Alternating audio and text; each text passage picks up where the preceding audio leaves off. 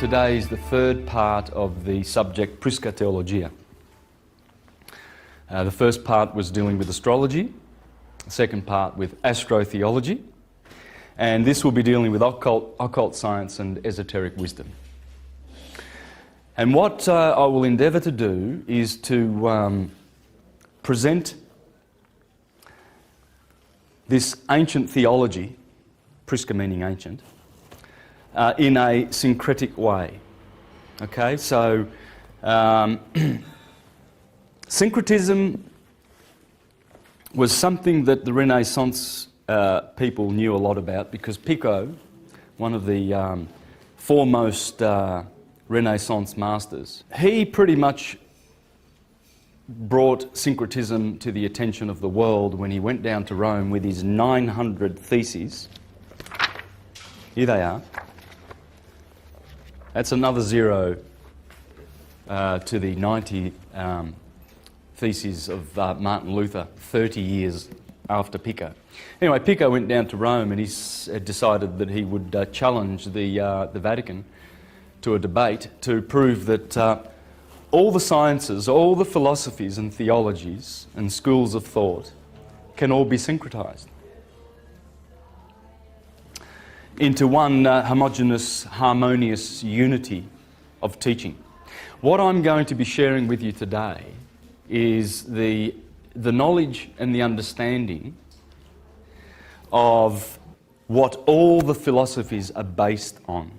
And it's a simple cycle of nature, or cycles of nature. Okay, so with one graph we should be able to pretty much explain how most of the sciences work and how much of the philosophies work. So it's very interesting how Pico treated the subject. He went down to Rome because he was trying to bring back the Prisca Theologia. You see, this word was very much on his lips, as it was on Marsilio Ficino's lips, the guy who translated the Hermetica. Now, the Hermetic wisdom has always been there.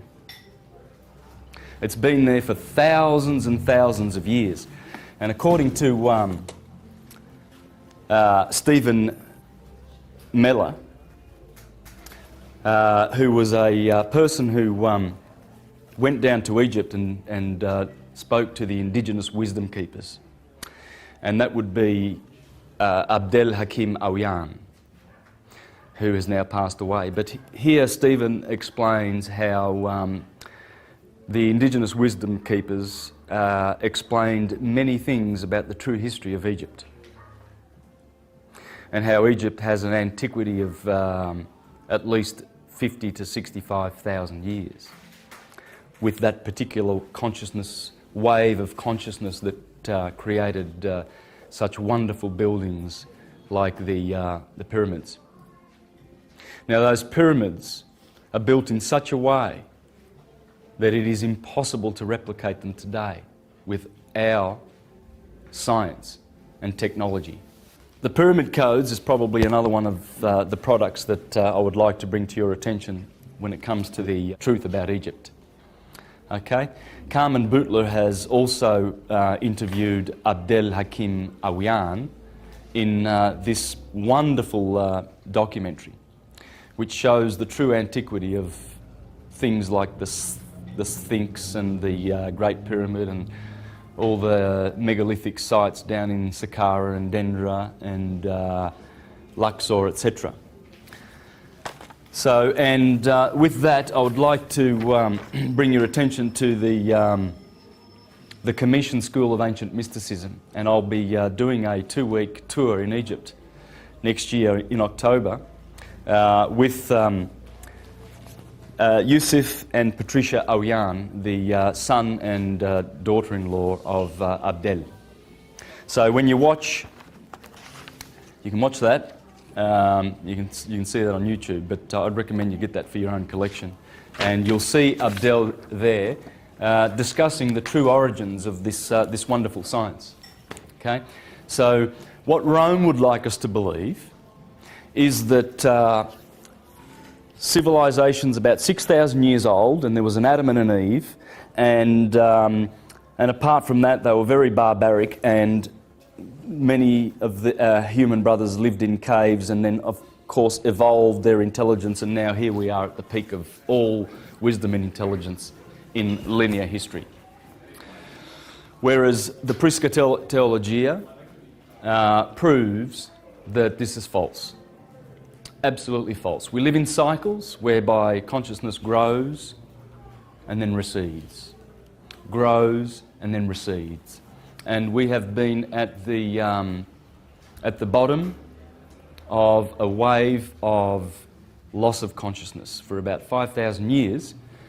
Again, according to Abdel, the indigenous wisdom keeper, and we've been in the age of Amun for 5,000 years. And it's the age of darkness and slumber, spiritual slumber.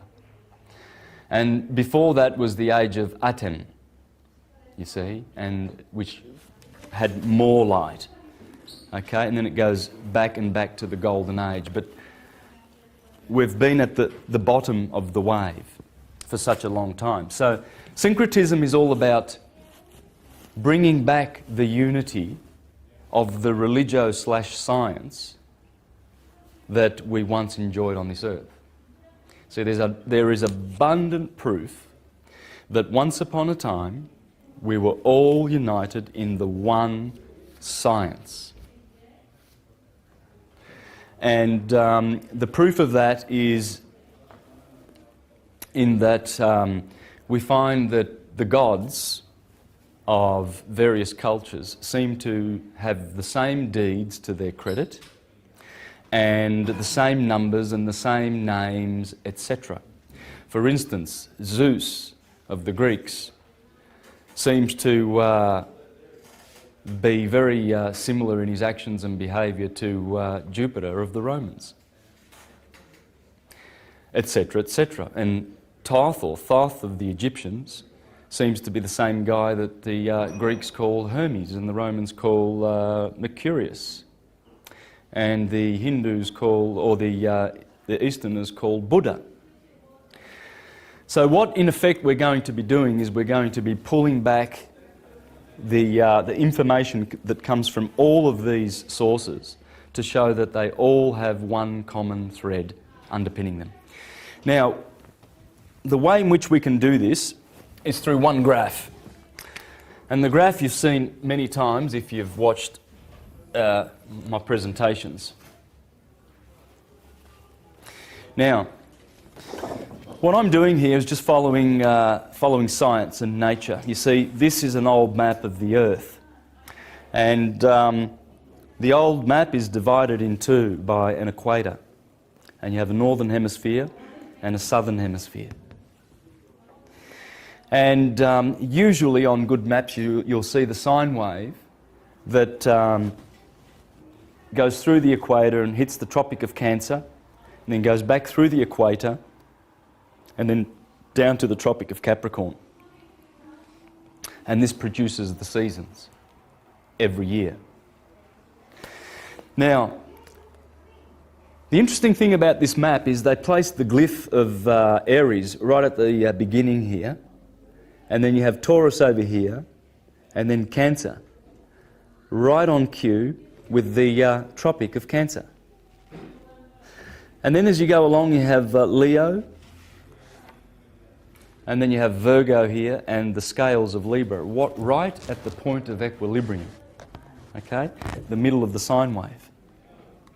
So I'm going to follow this science, and what we're going to find is as we go through these 12 segments of the sphere of the sky, is we're going to find all the characters in all of the mythologies, and including the holy, so-called Holy Bible.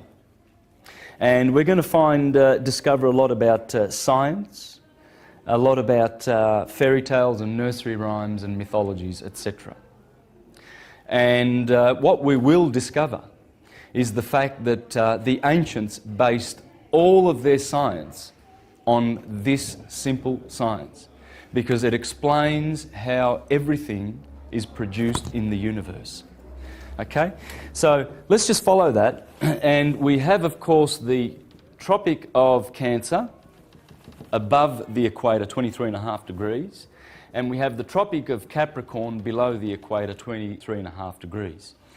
Now, the sine wave, of course, you saw wrapped right around the Earth, okay? Because that sine wave is produced when the sun appears to go through the ecliptic, through the 12 signs of the zodiac, because of the tilt of the Earth and its angle as it goes around in its orbit, producing 4 seasons. So what happens is, there is the path that the sun appears to take. Okay, and it makes that sine wave. Now, Aries, of course, we said starts here at the beginning, and this was Cancer, so we can pretty much draw a line there for Cancer. And then Libra was over here, and that would be the Tropic of Capricorn. So over here we have March the 21st, June the 21st, the solstice, the equinox, September the 21st, the autumnal equinox, and December the 21st, the winter solstice, from the northern hemisphere, of course, okay? Now, so these are describing the equinoxes, the days of equilibrium, and the days of maximum light and minimum light. So what we do is we bring this circle around. That's a bit of an egg shape, isn't it? Now, and we bring this, the solstice and December the 21st around, so we make a circle. Now, what we get from this cycle is a circle like this, which the ancients called the circle of the zodiac. And this is how it looks. Aries is the first sign. Aries. Taurus is the second sign. And Gemini is the third sign. That's the spring. So from March the 21st to June the 21st, you have the spring. Okay? And then after Gemini, you have Cancer, because you see the sun has hit the Tropic of Cancer, and now the sun needs to wane and go down to winter. So that's longest day of the year, shortest day of the year. So we have this polarity, you see? Okay? Now, here we have Cancer, because the sun has touched the Tropic of Cancer, so it stays in Cancer for 30 days. Here we have Leo, and here we have Virgo, the beautiful summer months. Okay? Then the sun drops below the equator. So the sun goes bye-byes for 6 months. And in the north, the winter months come. Okay, so you have to be prepared for the winter months. Now, what happens there is the winter has the colour of red.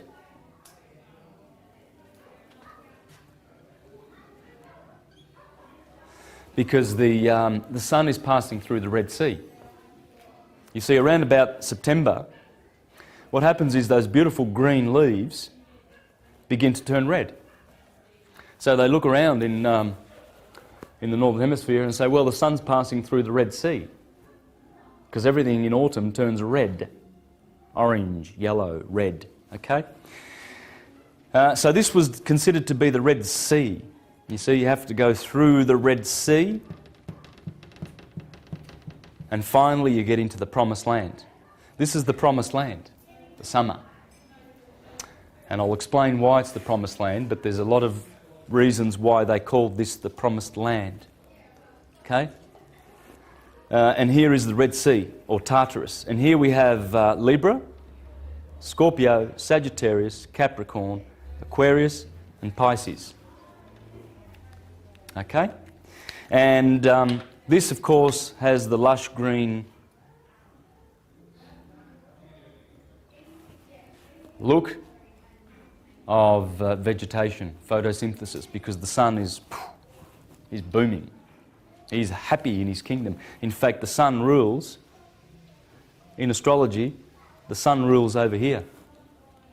Okay? The moon, she rules over here in Cancer. And then always next to those will be Mercury, always. Mercury can never be more than 28 degrees away from the sun. And Mercury would correspond to the disciple of Jesus called John, because John says, I was always near unto the Lord. I'm the one that the Lord loved. Yes, the Lord, as you will see in the mythologies and in the Gospels, that's this guy, Mercury. In any birth chart, you will always see the sun in its sign, and Mercury will be either a sign next door on either side of the sun, or in the same sign as the sun. Okay? So check out your birth charts, and there's Mercury, always faithful and close to the sun. He can never be badly aspected to the sun. He will always be a friend and support of the sun in this science. Next to them will be Venus, because Venus cannot be more than 48 degrees away from the sun. You see, Mercury and Venus are actually inner planets. They are inside our orbit, smaller than our orbit and closer to the sun. Therefore, they can be blocked out by going in front of the sun. And what I'm referring to is our solar system is a vortex. Okay? This is exactly how our solar system works. We don't have a solar system where the sun is over here and then all the planets orbit on the same plane. That's ridiculous. And it has been debunked by scientists like Walter Russell in this book. Okay? So what happens is, of course, we've got Mercury over here, and then we've got Venus, and then the Earth.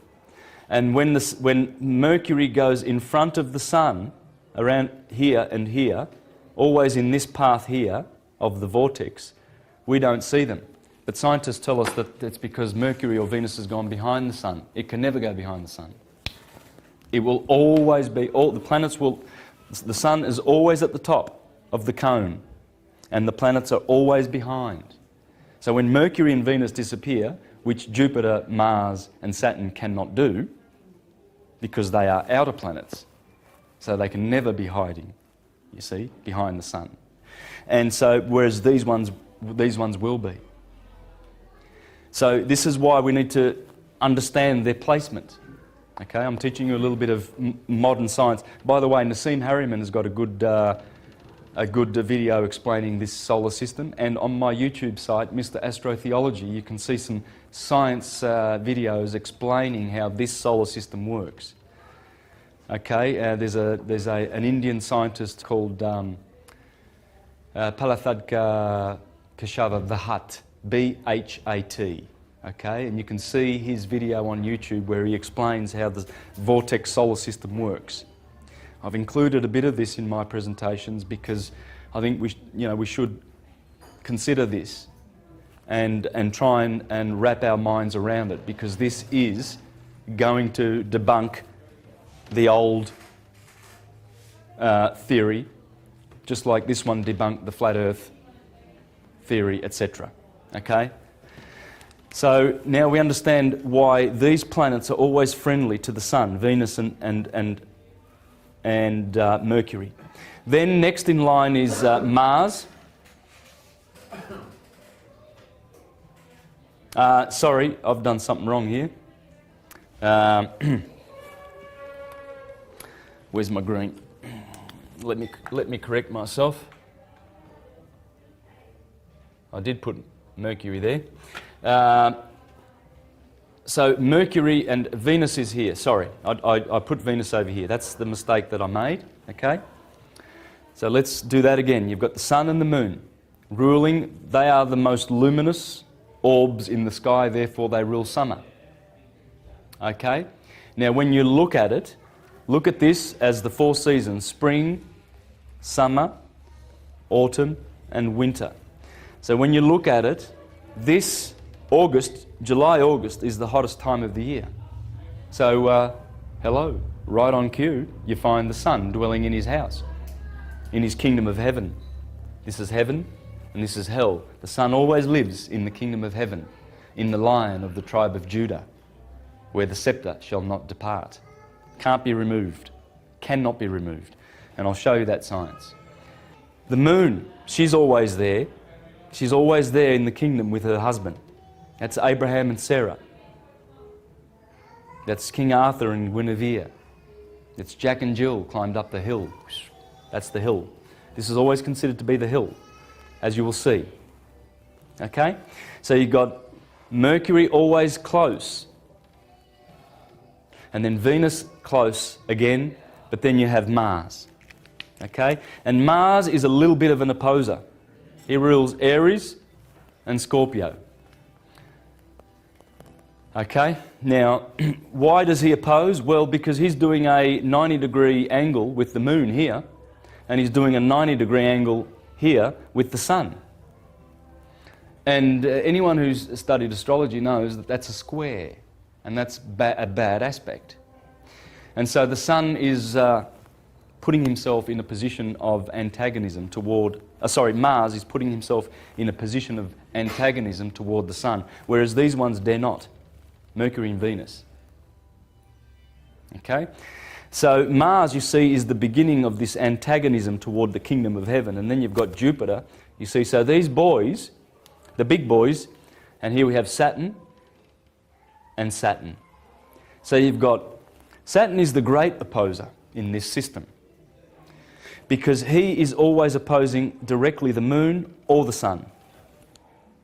He always opposes the greater luminaries. That's why he's the greater malefic in astrology, because of his position of antagonism on the outer of the solar system, and he's cold. And the sun doesn't like cold, so it cast him down into hell. Okay? And this is the placement of the seven. Okay? Who are the seven? Well, the seven are always known as the archons or the cosmocrators, the ones who gouge out matter. You know, they've got knives in their hands, the little dwarf gods of Egypt. Or the potters of Memphis, the potters of Tar in Egypt. Or the Jews call them the Elohim. Very interesting word, Elohim.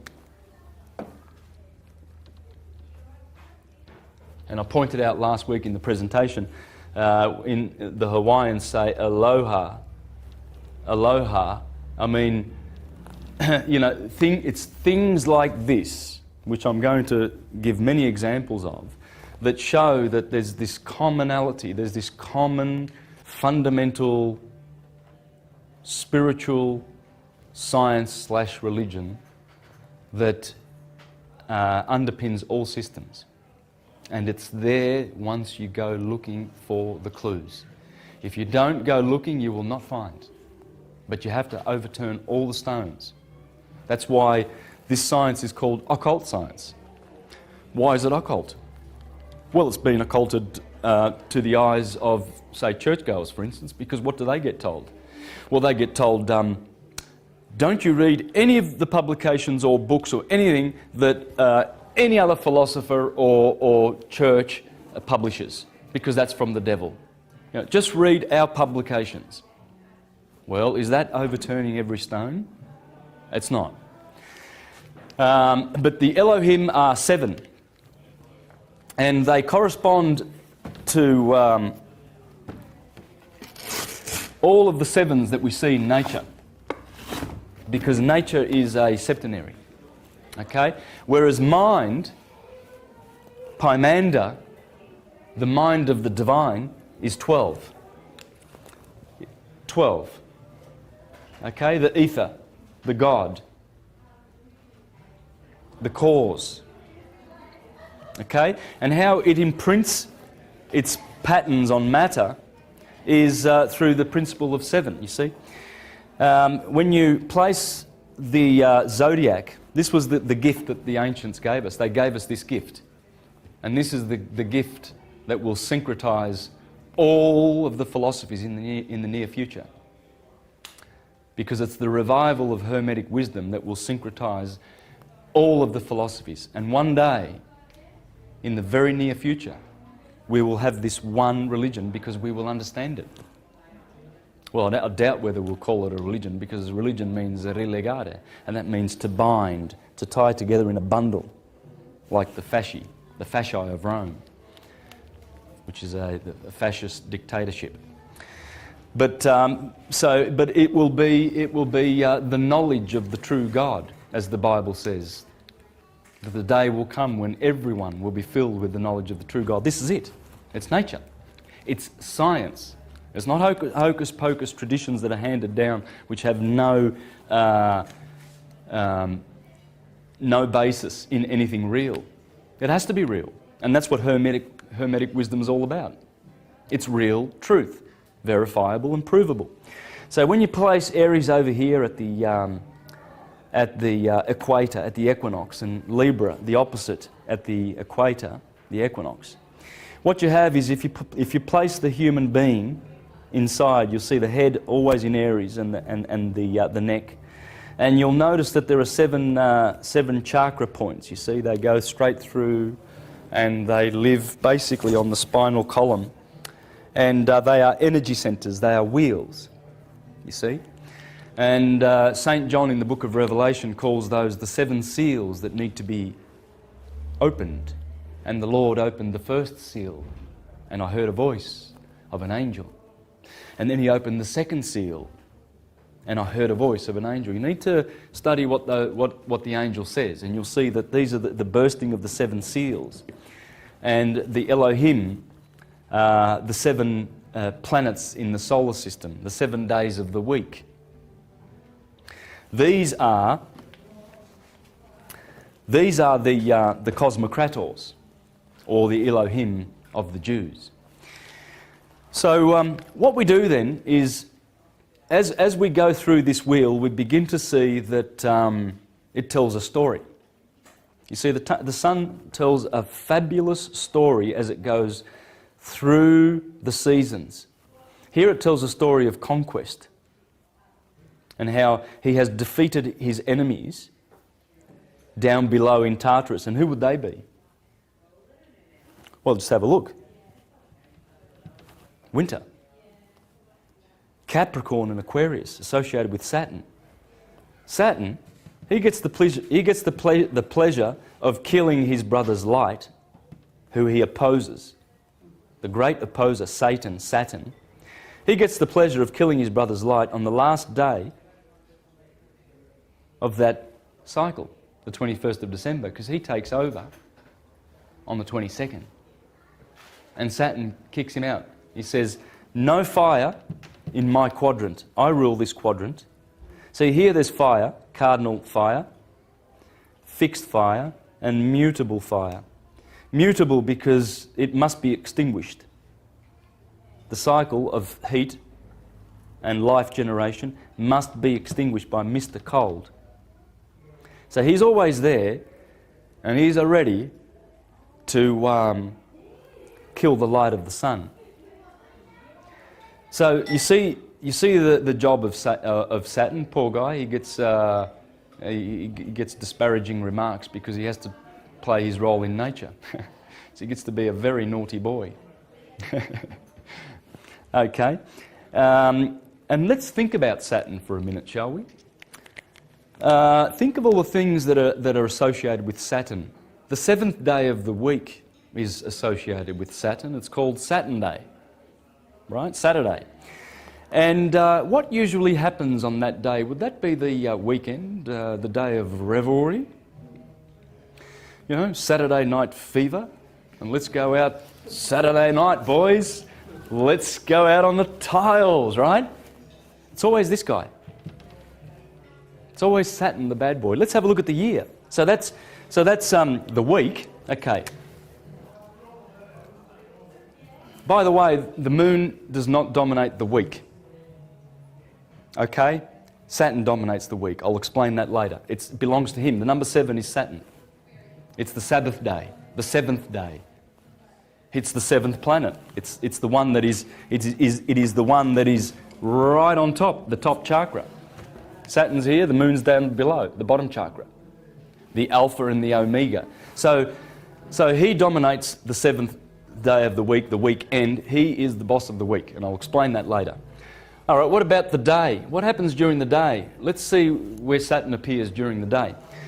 If we have established that on March the 21st, the sun splits the day between 12 hours of darkness and 12 hours of light, well then the sun must rise at 6 o'clock in the morning, 6 a.m, and set at 6 p.m.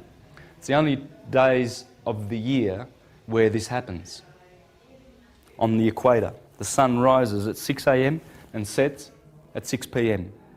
Only happens on these 2 days, these 2 golden days. Right? So if you place 6 o'clock there, 12 midday here, 6 p.m. over here, and 12 a.m. over here, midnight, then you begin to see how Saturn is important in this cycle. Because Saturn rules from, Aries rules from 6 to 8, Taurus 8 to 10, Gemini rules 10 to 12, Cancer rules 12 to 2, 4 o'clock, 6 o'clock, 8 o'clock, 10 o'clock. Wow. Right on cue, we have Saturn turning up at midnight. And what happens after midnight? It's the naughtiest time of the day, is it not? You know, some people who are quite forward in telling you that they do their best work after midnight and etc. Okay? Yeah, he gets from 12 to 4. But the benefits of Saturn's rule is that you can do good thinking at this time of the night. Many philosophers and many geniuses have found most of their insights at this time of the night. You know, King David in the Psalm says, "Oh, I wake up in the middle of the night to look at your stars and tell forth your glory and be inspired by your heavens." This is a magic time, but it's also that time of revelry where things happen, you know. Thieves do their work at night, don't they? You see, and Saturn rules the night. Now, let's have a go at the year. How does Saturn affect the year? Well, this is winter. So he snuffs out the sun's light in mutable fire, Sagittarius. Here's another one. In ancient Rome, they used to celebrate the Saturnalia. Okay? And what happened in the Saturnalia? Well, first of all, when was it celebrated? Well, it was celebrated started on the 17th of December, 4 days before the solstice. And it went all the way to Christmas Day, the 25th of December, when the sun begins its journey, all the way back up the holy mountain. So all in here, the Romans celebrated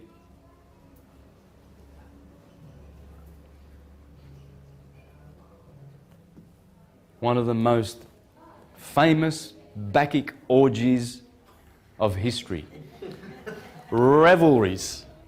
Absolute revelry time, man. Christmas is a reminder of the Saturnalia. In fact, it is the festival of the Saturnalia. That's what Christmas is. That's why you go out to your friends on Christmas Day and you get drunk and, you know, you abuse each other emotionally and everything like that. In Rome, yeah, you know, how many traumatic Christmases have you been through? Can you remember them? Any good ones? Oh, yeah. Well, they're good because there's good stuff that happens here too. It's not all bad. But it's about Saturn. That's the point. Look for Saturn. You've got to look at what he's doing. He's the one with the horns, man. And he's ready to reap your soul because he's the Grim Reaper. Souls ascend from the gateway of the gods here. This is the descent in the Tropic of Cancer ruled by the moon. This is the gateway of men. We come in through here, through that tropic. It's a stargate. And we leave at this tropic. Capricorn's where we say bye-byes to fleshly incarnation. In fact, the rings of Saturn, that's the last sphere that we have to deal with in terms of physical incarnation, okay? And this is how it works. So these are the 10 heavens. That's the primum mobile. Primum mobile. The crystalline sea. The firmament, where the zodiac is. This is what we're doing here, the firmament, the zodiac. And below are the 7 Elohim, the cosmocrators, the creators. Saturn is always on the top. This is the kingdom of Saturn. That's his kingdom. Because Saturn is Chronos. Chronos is time. Chronology, etc. All those time words. So we're stuck in time. We're stuck in a sine wave. And I dealt with this last week. Sine wave is a sin wave. That's where the sin is, time. Because you're born in time, you must die in time. Ain't none of these bodies going to be around forever. These are just a dream. So, but the soul needs to learn this science, because this is the true soul science of the stars above, as above, so below, that enables us to journey back, to make our journey back. And Christianity and the churches and Rome and the Vatican are all about trying to suppress this hermetic wisdom.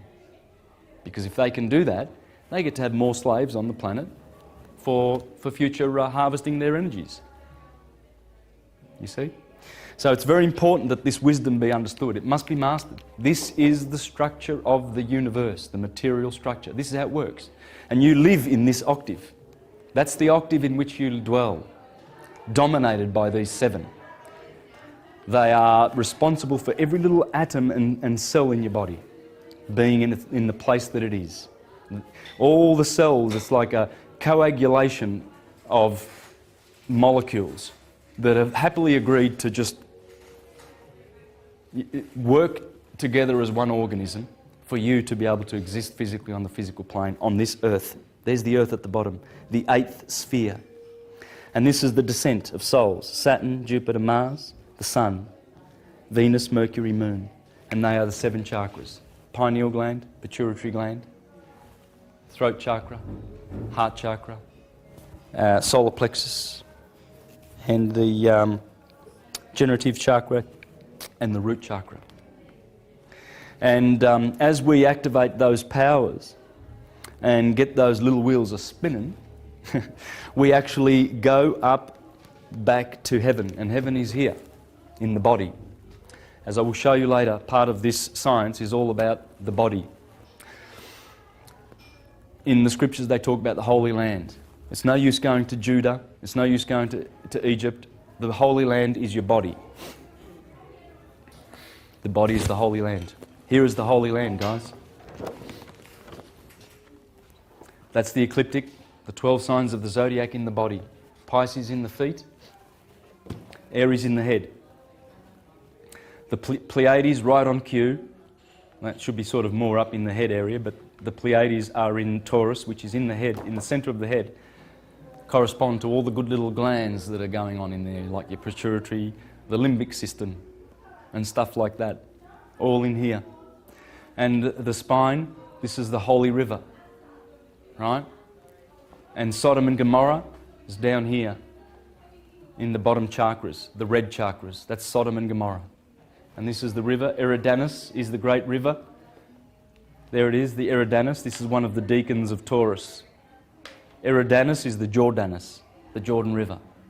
It's in the head. That's heaven. This is earth. This is hell. Heaven, earth, hell. So above, Midgard, inferior, infernal. Infernal always carries with it the colours red. In fact, in the occult science, they taught that everything below the kidneys was considered to be Egypt. This is Egypt. And this is why God's children, the elect, go through the Red Sea and must come out on the other side of the Red Sea in order to be saved. And this is exactly why they celebrate the Passover. Right here on cue, and they eat the lamb, the sacrificial Passover lamb. And I think it was Jesus that was called the Passover lamb, was it not? Yes. The Passover lamb. Why would you call Jesus, the Saviour, a Passover lamb? Because you're talking about astrology. The Bible's full of astrology. That's why he is the lamb. And the blood of the lamb. The blood of the lamb is the sun's rays, the beautiful photons that drench us in the spring. You see, when the sun kills the lamb in the 30 days of Aries, it kills the lamb and sheds its blood as a sacrifice every year. And that blood is the impregnation of the blossom season. And then the fruits come from that blood, from the death of the lamb. Aries, the lamb, the sacrificial lamb, must be sacrificed every year for us to be saved. That's why in the first words of the Gospel of John, you see, people don't notice this, but John begins with a fully grown Jesus. He doesn't begin with a baby in the crib or in a manger. Down here in Capricorn, where the son's a little baby. John and Mark, the two Gospels, begin over here in Aries. And there's telltale signs. Last week I dealt with this and pretty much covered it and proved it conclusively.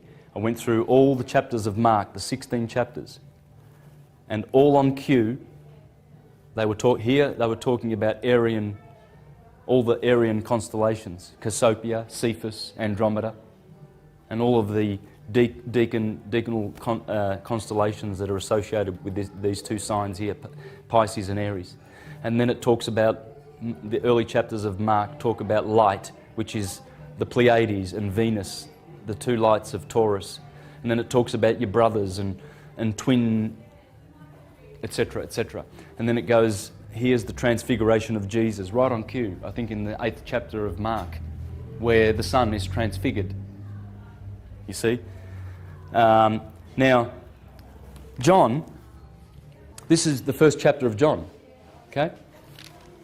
Verse 30. The next day, seeing Jesus coming towards him, John said, "Look, there is the Lamb of God that takes away the sin of the world." First chapter of John.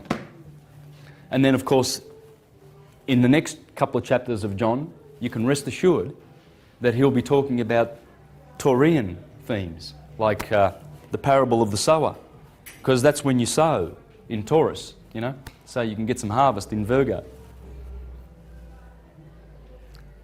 etc., etc. And it's all on cue. It's in the Gospels.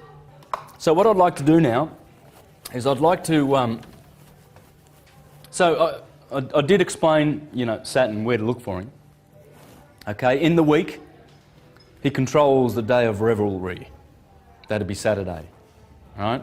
And then Sunday, of course, everybody gets good and goes to church and does their family things and repents from Saturday night, don't they? Yeah? Let's be good. Yeah, but Saturn, but that's because the sun is, you know, he's warm and he's gracious and beneficent, magnanimous. Whereas Saturn is cold and withdrawing, and rather than mankind being alert and awake and everything, they're sleeping during these hours of Saturn. So he's dealing with introversion and going within. That's where the light of the sun pierces matter. Here it quickens matter, as Manly P. Hall says. Here the sun is quickening matter, but here it pierces through matter. And here we go within. Here we go externalizing, you know, going touching stuff and seeing stuff with our eyes because the sun's out. So you see, it's not bad, but you can see where Saturn is associated with bad. Also during the day, you know, he's got his 12 to 4 rulership. During the year, bang, Saturnalia. And by the way, this is where they used to weep for Tammuz, you know, in Babylon, where they used to, where Ezekiel and Daniel were complaining that the children of Israel were weeping for Tammuz, you know.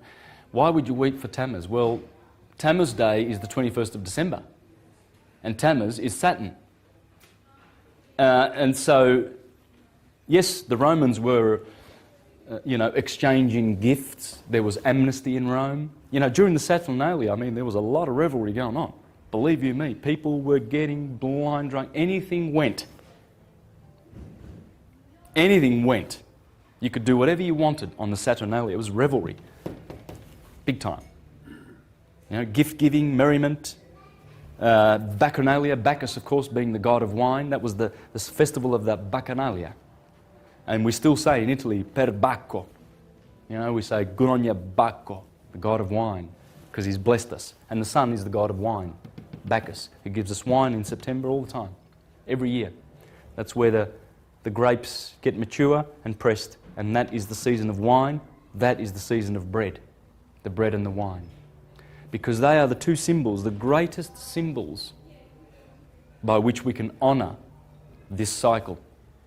Wine being the blood of the gods, and you drink it and you say it's good. And that's the blood of the sun, the photons, because wine is made by photons.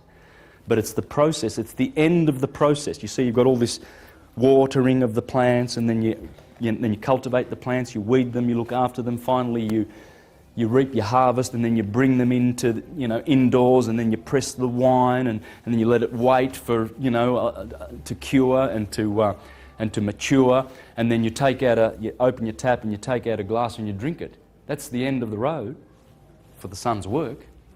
You've got wine for all the winter now, so it's a great symbol of Christianity, Christ being the sun. And the bread, of course, so you grow your wheat and then you harvest the wheat, you get all the virgins in Virgo season to go out and bring in the wheat, and then you bring them into your mills, and then you crush that wheat, and it's a lot of work to crush that wheat. Then you bring it into your house and to your pantry, and then you make bread with it. You mix a little bit of yeast and stuff and everything, put it in the oven, take it out, and then you eat the fruits of the season. Right on cue, bread and the wine. And that's why when Christians go to have their Passover memorial around Easter time, to do with the lamb, they take the sacraments of the bread and the wine. So look for Saturn, because when you understand the roles of the seven, they are all different.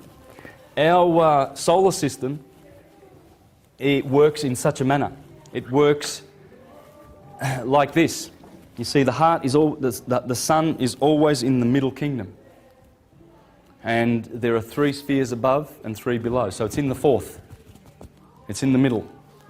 There is always the sun in the middle, and this is Ptolemaic, by the way. Remember the astrologer Claudius Ptolemy, and of course, when Copernicus discovered that the planets orbit around the sun, which they don't, they immediately went and attacked this guy. Because he said, the earth was the centre of everything, and the sun, what's the sun doing? Rubbish! The sun's in the centre. What's it doing there in the middle of the planets? That's ridiculous. Well, it's not ridiculous, because this is in fact the structure of the sevenfold material place in which we live and move and exist. And one day we will go out of the rings of Saturn and to his father, Uranus, who is in the firmament. Okay, Uranus. Right, we've got Saturn, and his father was Uranus. Well, Uranos in Greek means heaven. Saturn, of course, is time. So Saturn castrates his father and takes over the rulership. What that's telling you is that time, when you come into this solar system, you're under him. He's the boss, the Lord of the Rings. He's the Lord of the Rings because it's one ring to rule them all. And he has rings. He's the planet of rings. Okay, and he swallows his children. Anyone who comes into his kingdom must perish in time. So what happens is we go back to Uranus, we go back to the heavens, and out of the control of Saturn. Now this is going to happen. By the way, at the moment there is a beautiful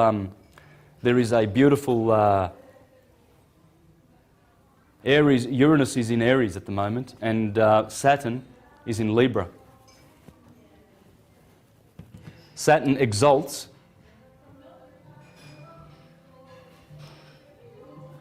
in Libra. He's having a good time, and Uranus loves Aries. Uranus is up here, right now, in the skies. Take note of this because this is very, very revolutionary. It's in all of your heads. Uranus is causing a lot of social changes down below.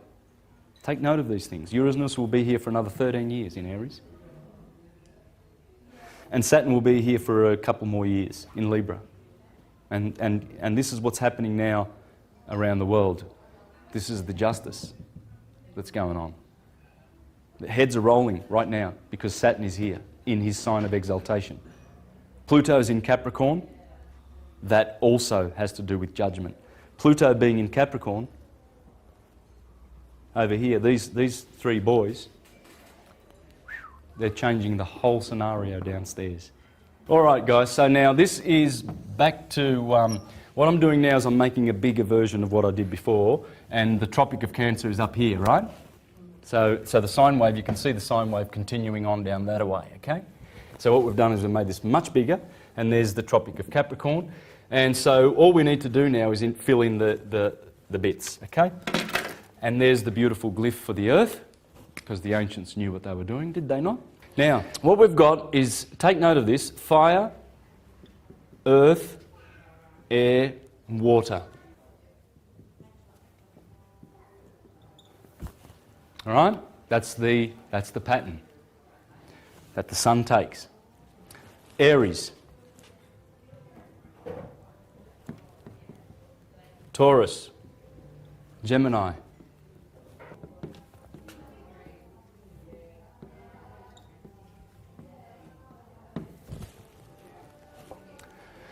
This is the great gift that they left us. And they understood what all of this goes back to. And I'm going to show you that all of this goes back to how nature unfurls. There's nature unfurling. It's a Taurus. Planets are doing it, our bodies are doing it. We have the energy going up through the head and around in our Merkaba chariots. Okay? We are flaming chariots of fire, light bodies. Great, magnificent solar systems, galaxies unto ourselves. There's the galaxy, check it out. 48 constellations, 360 acupuncture points, 360 degrees of arc. There it is. Aries in the head, with Perseus over here, bringing in the light and slaying Medusa, right there, one of the deacons of Aries. And it goes around, and the sun goes through all 48 constellations every year. And as that's happening, that's your big brother above causing effects in you. You are being affected by all these motions and wheels. And here we are getting about our daily business and we don't know anything about it.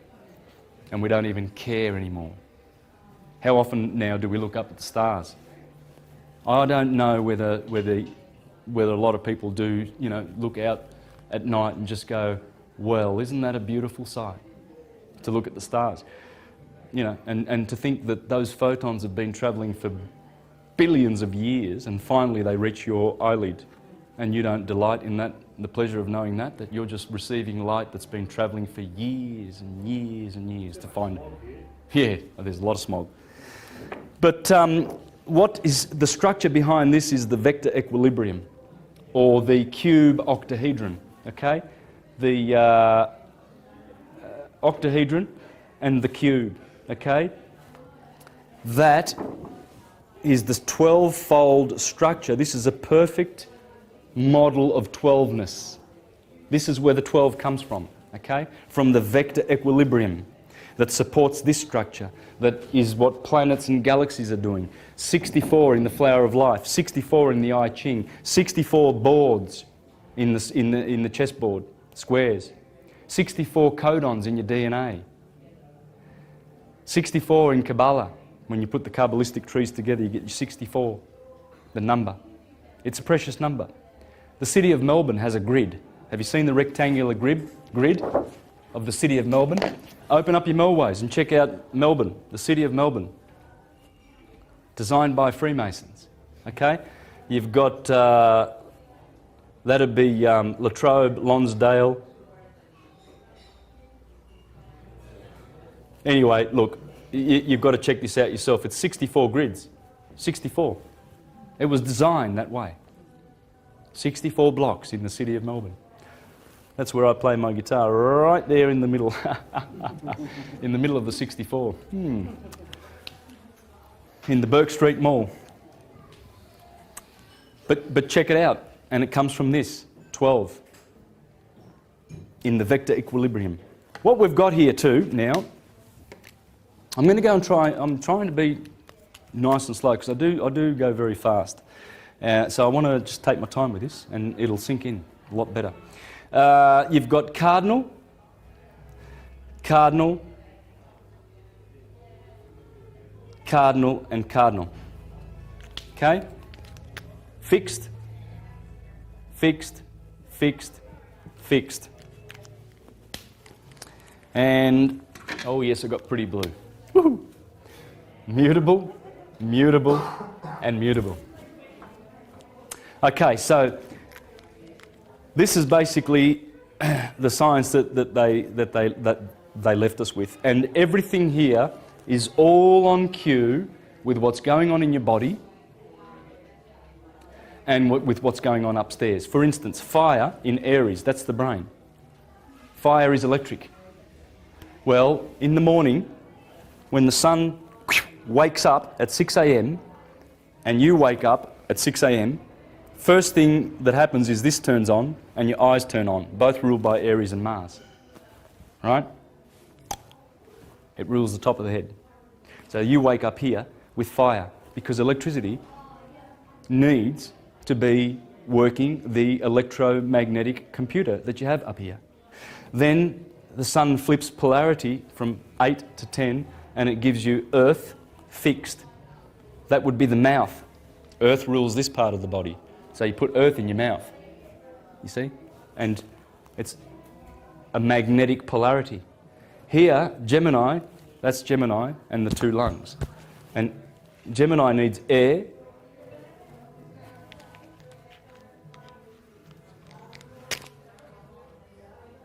mutable because it's probably changing the air, isn't it? Getting oxygen from the air, mutating it in the lungs and then sending it out as carbon dioxide and what have you. Well, that's air being mutated. It's all on cue. Everything's on cue. Even the cancer, the water of cancer. You know, the chest, it has to do with the chest, and the water, the milk of the mother. It's the motherly sign. So that's the water that she gives, the generation that she gives. Leo is the heart, fire. The heart is the pump that's warming the body, the hot blood, fire. It's on cue. So it's all physics. It's all science. This is the model below, as above. As above is exactly the same. In fact, as I'm going to get a chance to read from these books, you will see that the esoterists said that when you look up, you're looking at the brain cells of God. Those stars, they are the brain cells. And all of those Birkeland filaments and currents, they would be neurites and dendrites and synapses in your brain, in the brain of the God. It's a mind. It's a universal mind. So let's have a look at the rulers. As I said before, you've got the sun here, the seven-rayed God, according to Plutarch, the seven-rayed God. The moon, Mercury, Virgo, Mars, Jupiter, Saturn. This is the gospel.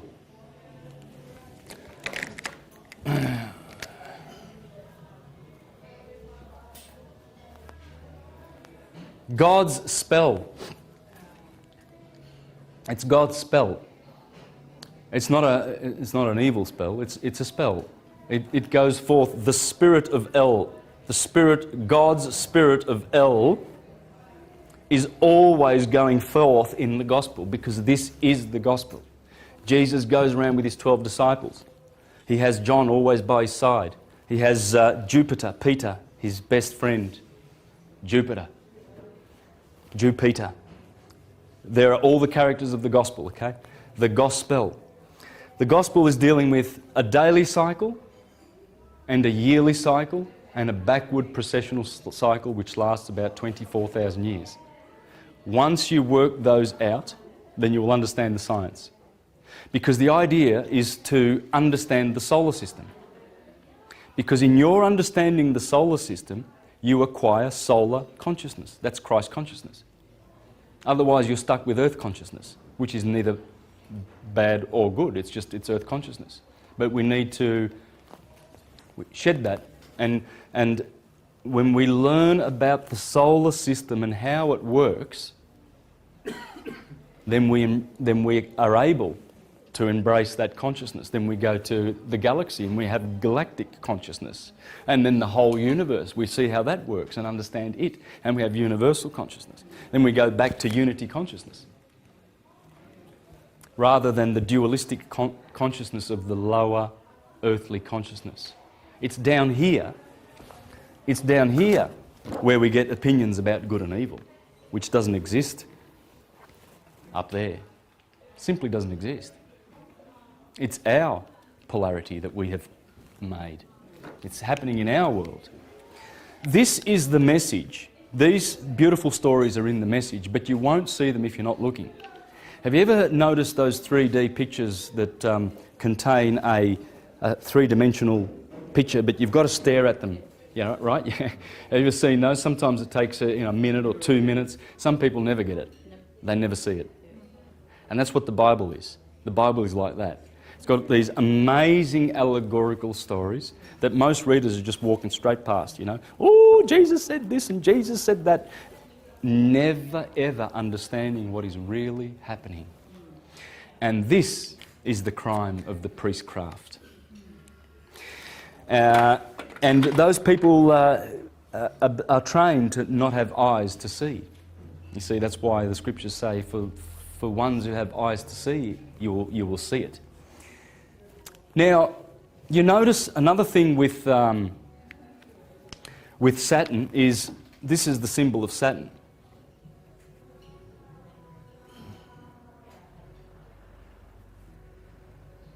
Did you know that, the hex? If you have a look at some photos on Google, some photos of Saturn, it's a big gas monster, you will notice that good old Saturn, who is not the Messiah, he's a very naughty boy, has a hex. That's a photo of Saturn. All right? See the hex?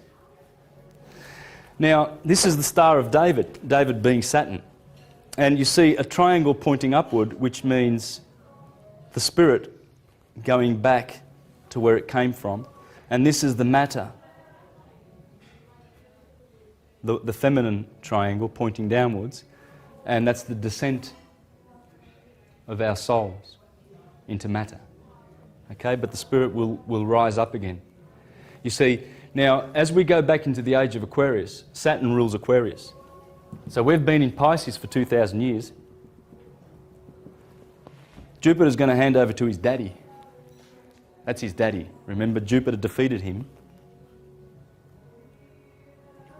when Saturn was eating all his children, and then his Saturn's wife, I think it was Hera, she took Jupiter and she hid him away, and then she put a rock in a blanket, and then she gave it to Kronos, and Kronos ate it and burped and whatever and said, "Thank you very much," you know.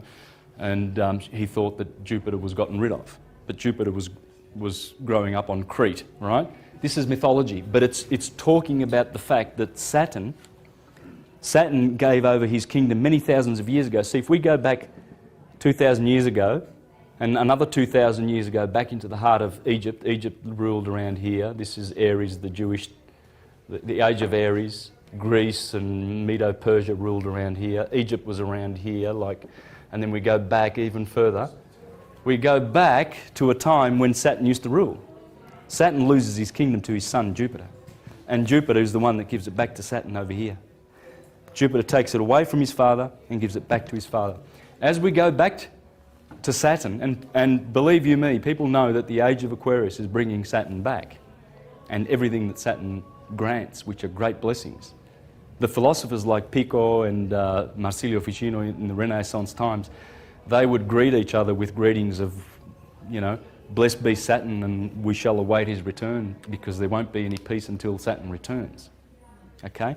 That's why you see the Star of David kicking around a lot, because these people, the Zionists, are pretending to be the true Saturnians, ushering in the new golden age, the one world order, with the UN and NATO, etc. These are the imitators. These are the pretenders to the throne. The age of Saturn will return, and it will be the Hermetic ones that will bring it back with peace and unity, not this criminal mob. But you have a look at this. The Bible always talks about things like, have you ever heard the beautiful expression, you shall be planted like a tree near a river? A tree is always happy near a river, isn't it? Because it draws water from under the table, the water table, yeah? And you see prosperous trees near a river. Well, that's what this is depicting, you see. A river works like this. There's mountains. Say, you know, you've got some mountains. And what happens is, usually rivers come down off mountains, and they are tributaries to bigger rivers down the line. And here's the ocean. And just before the ocean, there's like a delta where the main, you see, and so there's all these rivers that feed into it, right? So what's happening is the rivers are actually flowing back to the source, you see. But with a tree, if this is the trunk of a tree, and these are the branches and the leaves, these are all the leaves, and there's the roots that go under the ground, you find that one is coming from the roots and ascending to the heavens, whereas the river is descending from the heavens and going into the water. You see, it's this symbolism, and it's beautiful symbolism, but most people don't get it. They think, oh, a tree next to a river, that would be nice. And that's it. That's the extent of there, because they don't see the three-dimensional allegory that's in the Bible. It's in there. And that's what I'm going to try and draw out, okay? Not just the Bible, but all of the mythologies. I'm going to show how Hercules is in here. Hercules, okay, let's have a look at Hercules. Where would the Pillars of Hercules be? The most glorious place on the wheel. There he is. There is Hercules. And there's the Jewish system of Kabbalah, Boaz and Jachin.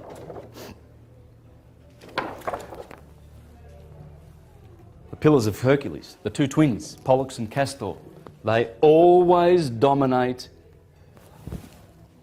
the holy mountain of God. And right here, in between Gemini and Taurus, and Sagittarius and Scorpio, that's where the Milky Way intersects the stars. And you can see it here in my graph. You can see here, see the Milky Way faintly going through Scorpio and Sagittarius, and through, there it is there, faintly going through Taurus and Gemini. Right?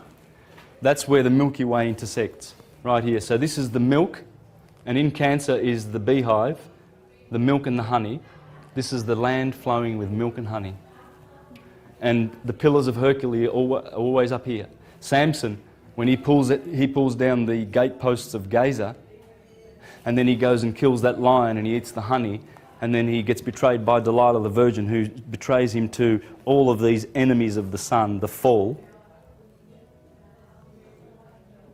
Starting with Saturn, starting with Saturn in his exaltation house, but this is the fall of the sun. This sign is the exaltation of Saturn, but the fall of the sun. The sun here is wounded. Scorpio bites the sun in November. The backbiter betrays the Lord with a kiss. And here is Draco, the constellation of the dragon in Sagittarius.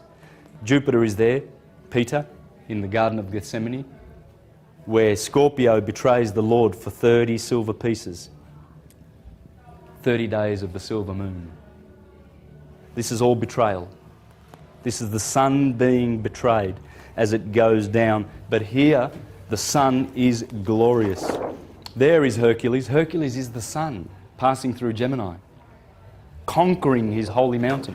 Gemini is always there. It will always be there at the top.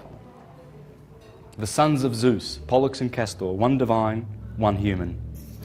And that's why you have the two pillars everywhere, in every system, the two pillars.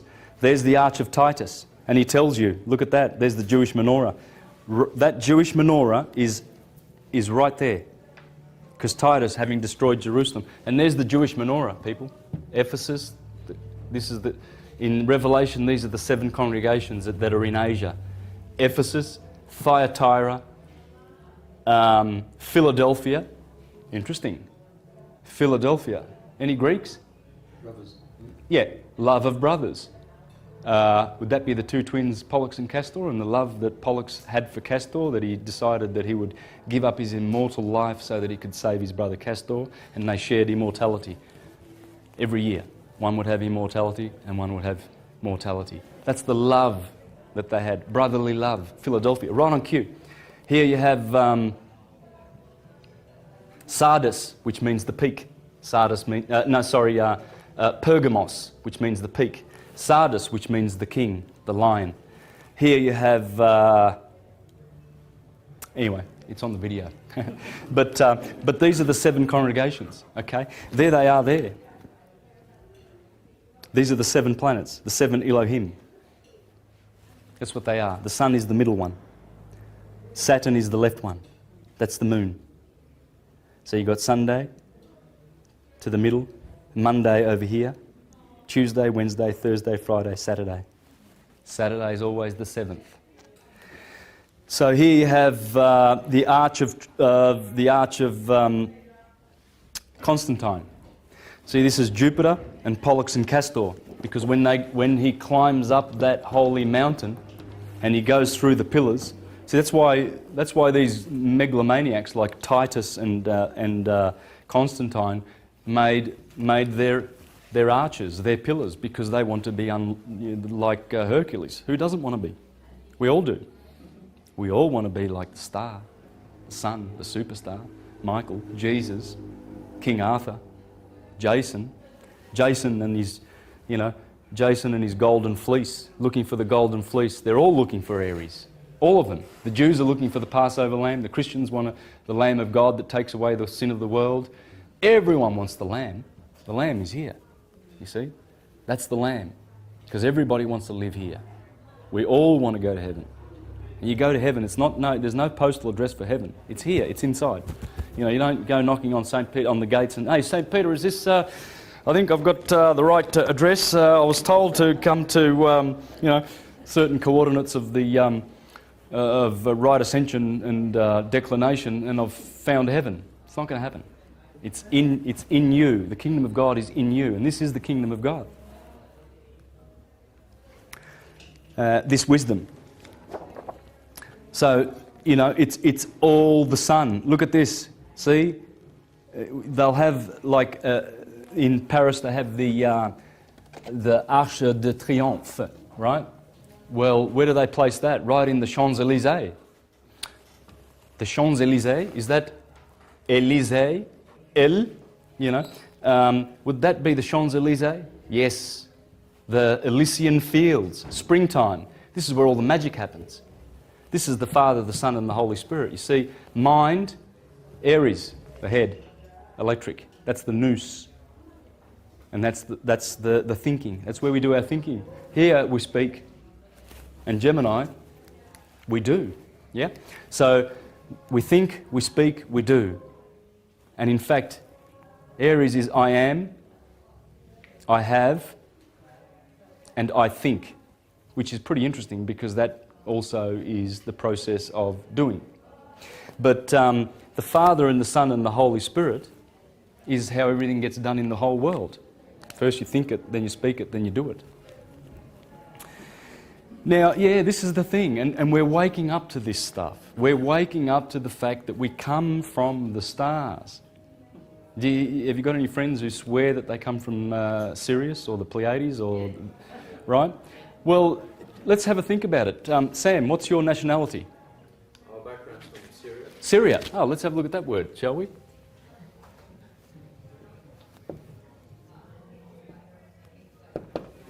They're Syrian. They know where they come from. Right next door, there's a country called Canaan, originally. That's the Canaanites. That's canine. That would be the dog. Sirius is the dog star. So the Syrians, the Canaanites, the Assyrians, etc., they know where they come from. You come from Syria, from Sirius. Most of us do. So it's still there. You can see this in the country, in the country of origin. Look at Italy. They say that the Romans come from Romulus and Remus, and they suckled on a wolf. That'd be the dog, the canine, and Mars. They claim that their descent is from Mars. You see the two twins. That's a dog, isn't it? A wolf. They're telling you the two twins of Gemini, Romulus and Remus, who are suckling Sirius. Sirius is always here. That's where Sirius lives, man. She's in between Gemini and Cancer. The dog is, in fact, Canis Major is a deacon of Gemini. Gemini. Let's have a look at that, shall we? Here we've got, there it is, Canis Major, the great dog. That's where Sirius is. Right there in Gemini, the twins. So the Romans, they know what they're talking about. What they're trying to tell you is that, we have ancestry from the dog. Check it out. We come from a dog star. And what about the tribe in the country of Mali, just near Egypt, the Dogons? Have you heard of the Dogons? Yep. The doggone Dogons. They know more about Sirius than most scientists. In fact, every 50 years they celebrate the orbit of Sirius B around Sirius A. And we can't see Sirius B. All we can see is Sirius. And it's a beautiful, bright, in fact, the brightest star in the sky. And around it is spinning around this, it's a carbon star. It is 300 times harder than diamond. Sirius B, okay? So you've got Sirius, and then you've got Sirius B. Every 49.9 years it does an orbit. And in 89, when Sirius B came in between Sirius and our Sun, it caused the rotation of our Earth to slow down and speed up. I discussed this in the presentation last week. And so it has a direct effect. A star that we cannot see, 300 times harder than diamond. And it's spinning at 23 revolutions, 23 times a minute. A teaspoon of it would weigh tons on Earth. Tons, if not hundreds of tons. A teaspoon of the stuff from Sirius B. So, yeah, the Dogons, they every 50 years, they celebrate the orbit of Sirius B, a star that they can't see. How do the doggone Dogons know that? Okay, you can check this out on YouTube. Check it out, the Dogons and Sirius. This is the sort of stuff we need to look at because we're remembering these things. I mean, Sam doesn't have to remember. He knows he's Syrian, and that's that. He's Syrian. Full stop. And, the Aborigines in Australia, there's some tribes that call the sun Ra. Well, that's Egyptian. And there's Hopi Indians that talk about Ra. Same name as the Egyptians. How does that happen? Because this was once a universal system. And it was destroyed by the theocratic patriarchal religions who have subverted the whole system and counterfeited it and given us historical figures to take their place, to enslave us. Everything in the Bible is a two-edged sword. It will save you or enslave you. Have a look at the word soul, the sun.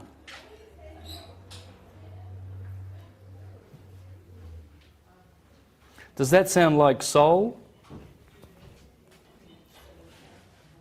Yeah, it does, because it's the soul of the solar system. See, the light of the sun bathes the spirit, the soul, and the flesh. Light partakes of three qualities, three natures, just like water. Liquid, Water can be liquid, it can be solid, it can be gas. 3 states. That's light. That's why light is in the middle. That's why Jesus says, I am the light of the world. You don't go to the Father except through me, the fire. It's the sun, right? The light of the sun. And as the Neoplatonic philosophers said, there are 3 suns in the sky. When you look up to that orb in the sky, it's not just a physical body of hydrogen. It's a psychic person and it's a spiritual person, just like we are. And soul is anima.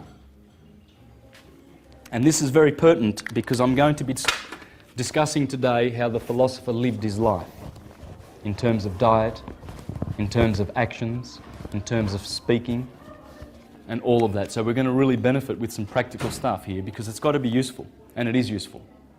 And that's what I'm going to be sharing with you about the Prisca Theologia, how useful it is. See, the word soul in Latin is anima. Okay? Soul, animal. Keep that in mind because this is very, very profound, what we're going to be learning. You know, so we see these words and we don't really think of what we're saying sometimes when we go to our church to go and see a minister. You know, we don't sort of put 2 and 2 together. Min is stir, and we see moon and star, like a master. You know, when you get your master's degree, well, that would be a measure of the stars by degrees. Dong, dong, dong, dong, dong, dong, 360. So when you get good and you study, you get your master's degree, and they give you a square and a round black hat of Saturn. They've squared you. Now you're a square. Now you're fitting into the system. But you get your master's degree. In Italian, that would be maestro. Bis maestro. Would that be astro? Of course, because if you're going to be good, you're going to be a star. And think about the word Christ.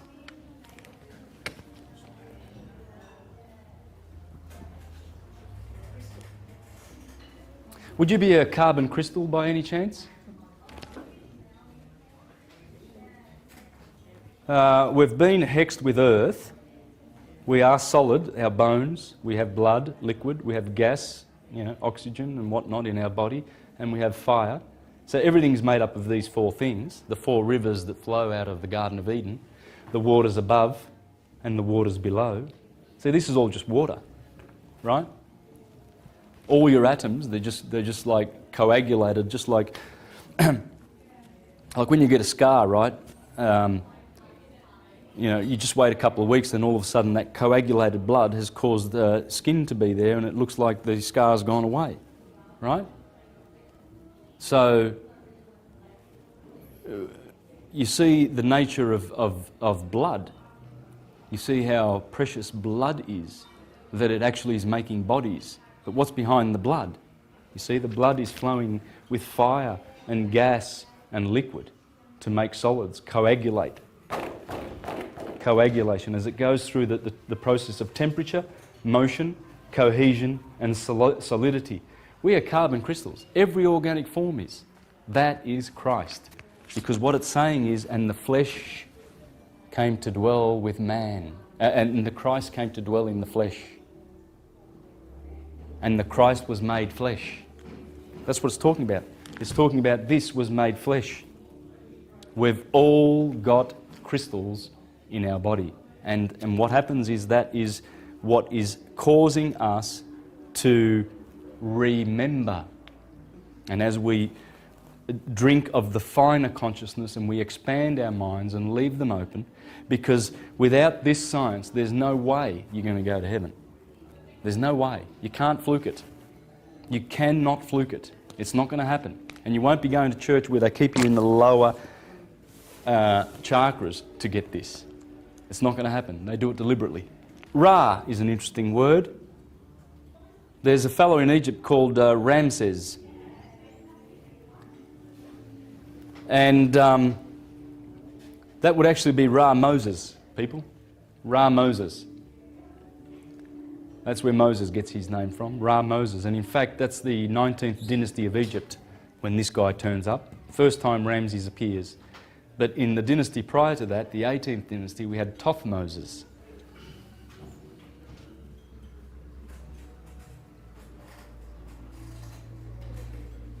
There's many spellings for this, by the way. There's many spellings for Thothmoses, the ancient pharaoh of the 18th dynasties. In fact, Thothmoses III, that's the one that they reckon is the founder of Rosicrucianism, and all of the Freemasonic schools come from that 18th dynasty. Most of them. Okay?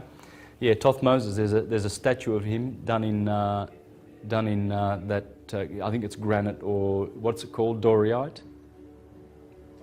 Diorite. And it's very hard.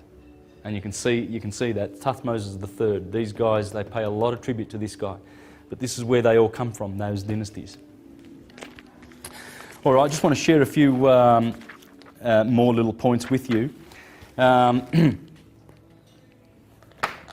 just going through some words here, okay? So you can study the nature of words, because when the written alphabet came into history and civilized us, along came the spells, you see?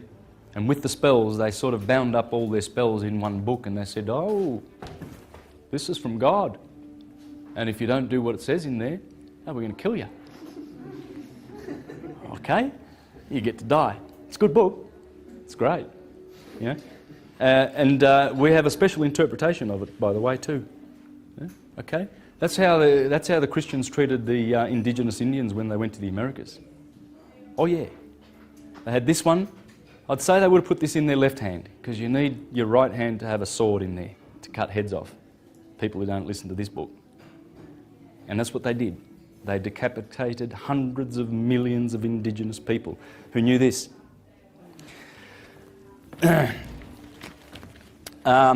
So the 7 days of the week would be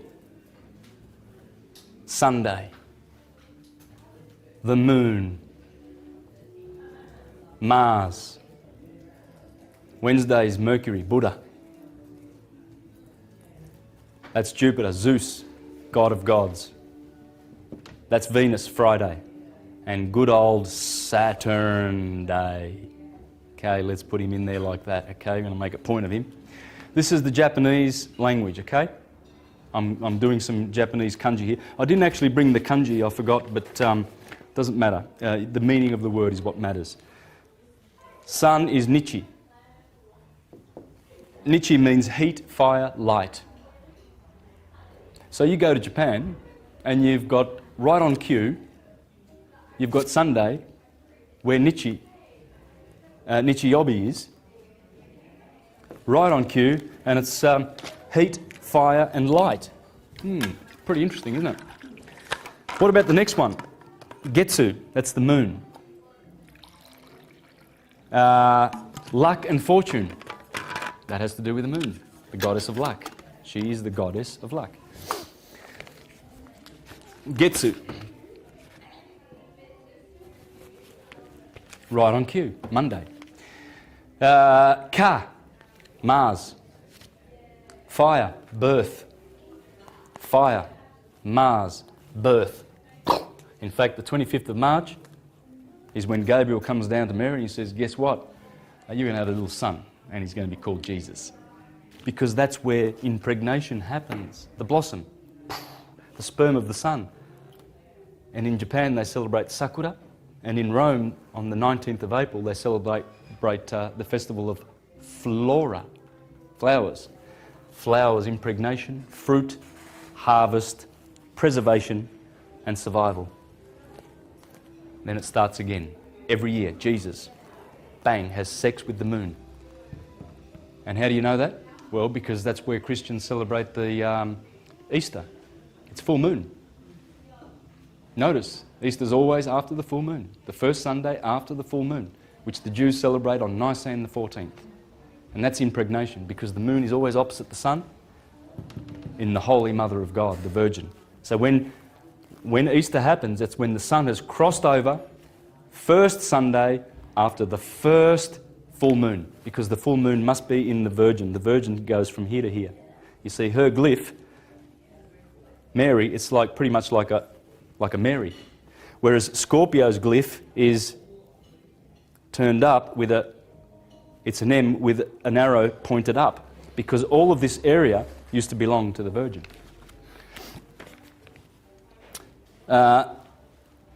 Sui means water, Suiyobi. So that's Kayobi. Suiyobi. This is Thursday's Moku. Wooden, tree. How about this one? Kin. Gold. Venus. Money. Because she's the one that gives wealth, the second house in the zodiac. She's always got the gold and the money. And how about our good friend Saturn? Well, what would that be now? We've already discussed his other name in Greek, Chronos. What does Chronos mean? Time. Well, the Japanese do means time. Time, door, and dirt. You see, guys, when you start looking for these things, you will find them. The science is there. What I'm trying to do, or not trying, I am doing, is syncretizing it all. Okay? In honour of Pico and Giordano Bruno. Okay? That's the book that got him burnt at the cross on the 17th of April, 1600. That book. The Expulsion of the Triumphant Beast. And he is saying, he died because he's saying in there, we've got to go back to Hermes. The world must return to Hermes to be saved, to bring back sanity, because religion ain't working. It doesn't work. It binds people and makes them fools and slaves. And this liberates. The Hermetic revolution was the Renaissance. It was based on pure Hermeticism.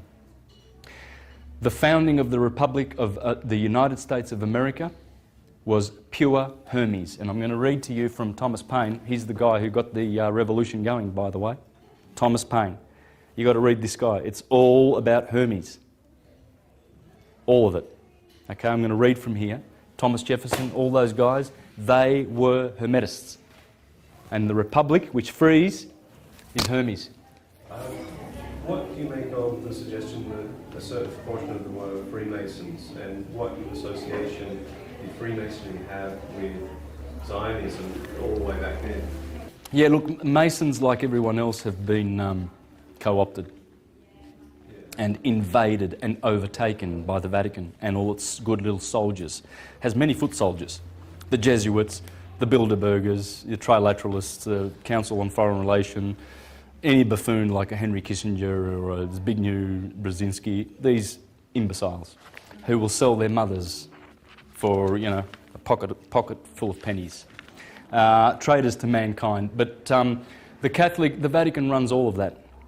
It has gone around all around the earth, co-opting movements and changing the nature of them. You know, the Green Movement, for instance, it might start with genuine grassroots principles, and then all of a sudden someone comes knocking on the door and says, hey, we've got $1 million for you, would you like that?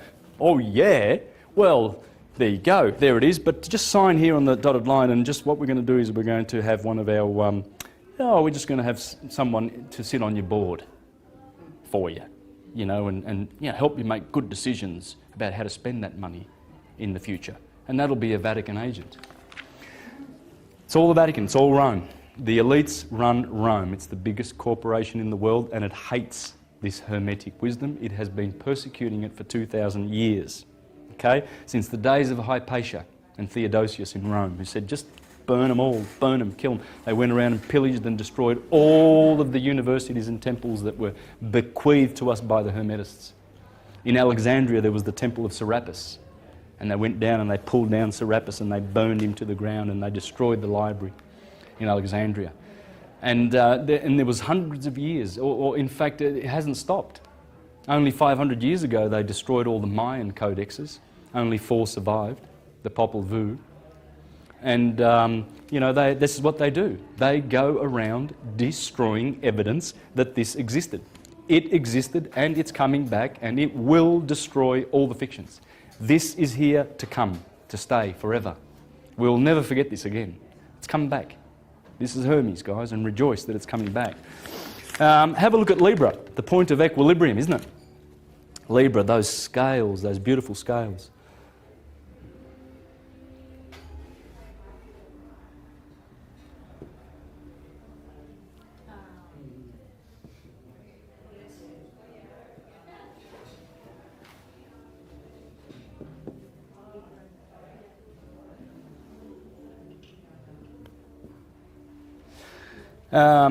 You see, once you understand this science, you understand what's going on. In the body of the human being is something very special that's going on. And that would be that. You see? Aries at the head. And the sine waves goes through the scales of Libra. Look at the glyph for Libra. I mean, it's sitting there where 6 p.m. is and September the 21st. It's the beginning of the Red Sea. Right? So in both of those two cycles, it stands for that. What would that be? That's the glyph. Does that look like a sunset to you? Or a sun passing through the equinox, the equator? Yes, it is. And opposite there is where the Japanese have their car brand Nissan. Nissan means March. And you see the symbol for Nissan? It's got the sun going through the equator. These are things to look out for. The sun. The sun dominates everything. It's all about the sun. In fact, that's a painting there, famous painting that an Englishman did down in New Zealand about 150 years ago. And what you can see, that's a tattooed warrior, okay? And you will notice that the lines on the top of the face here, this all has to do with sun worship.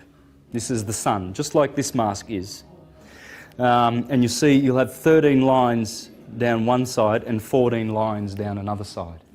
13 times 14 equals 182.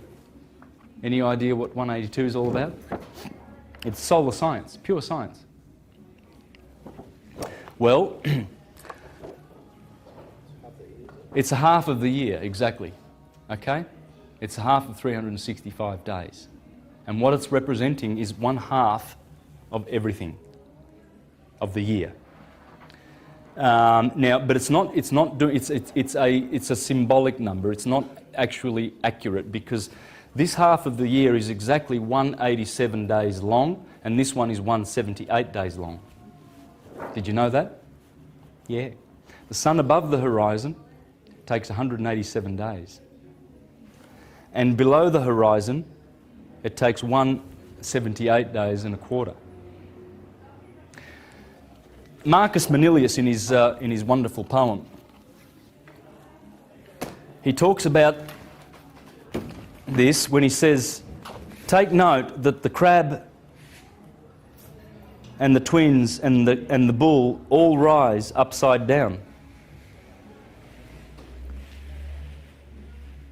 Because he said, these signs, where Sirius is, Sirius, and these signs, he says, they are slowing down the sun. You see? They drag and pull on the sun. That's why they come up, upside down. This is poetry. It's not scientifically accurate. But what's going on is this.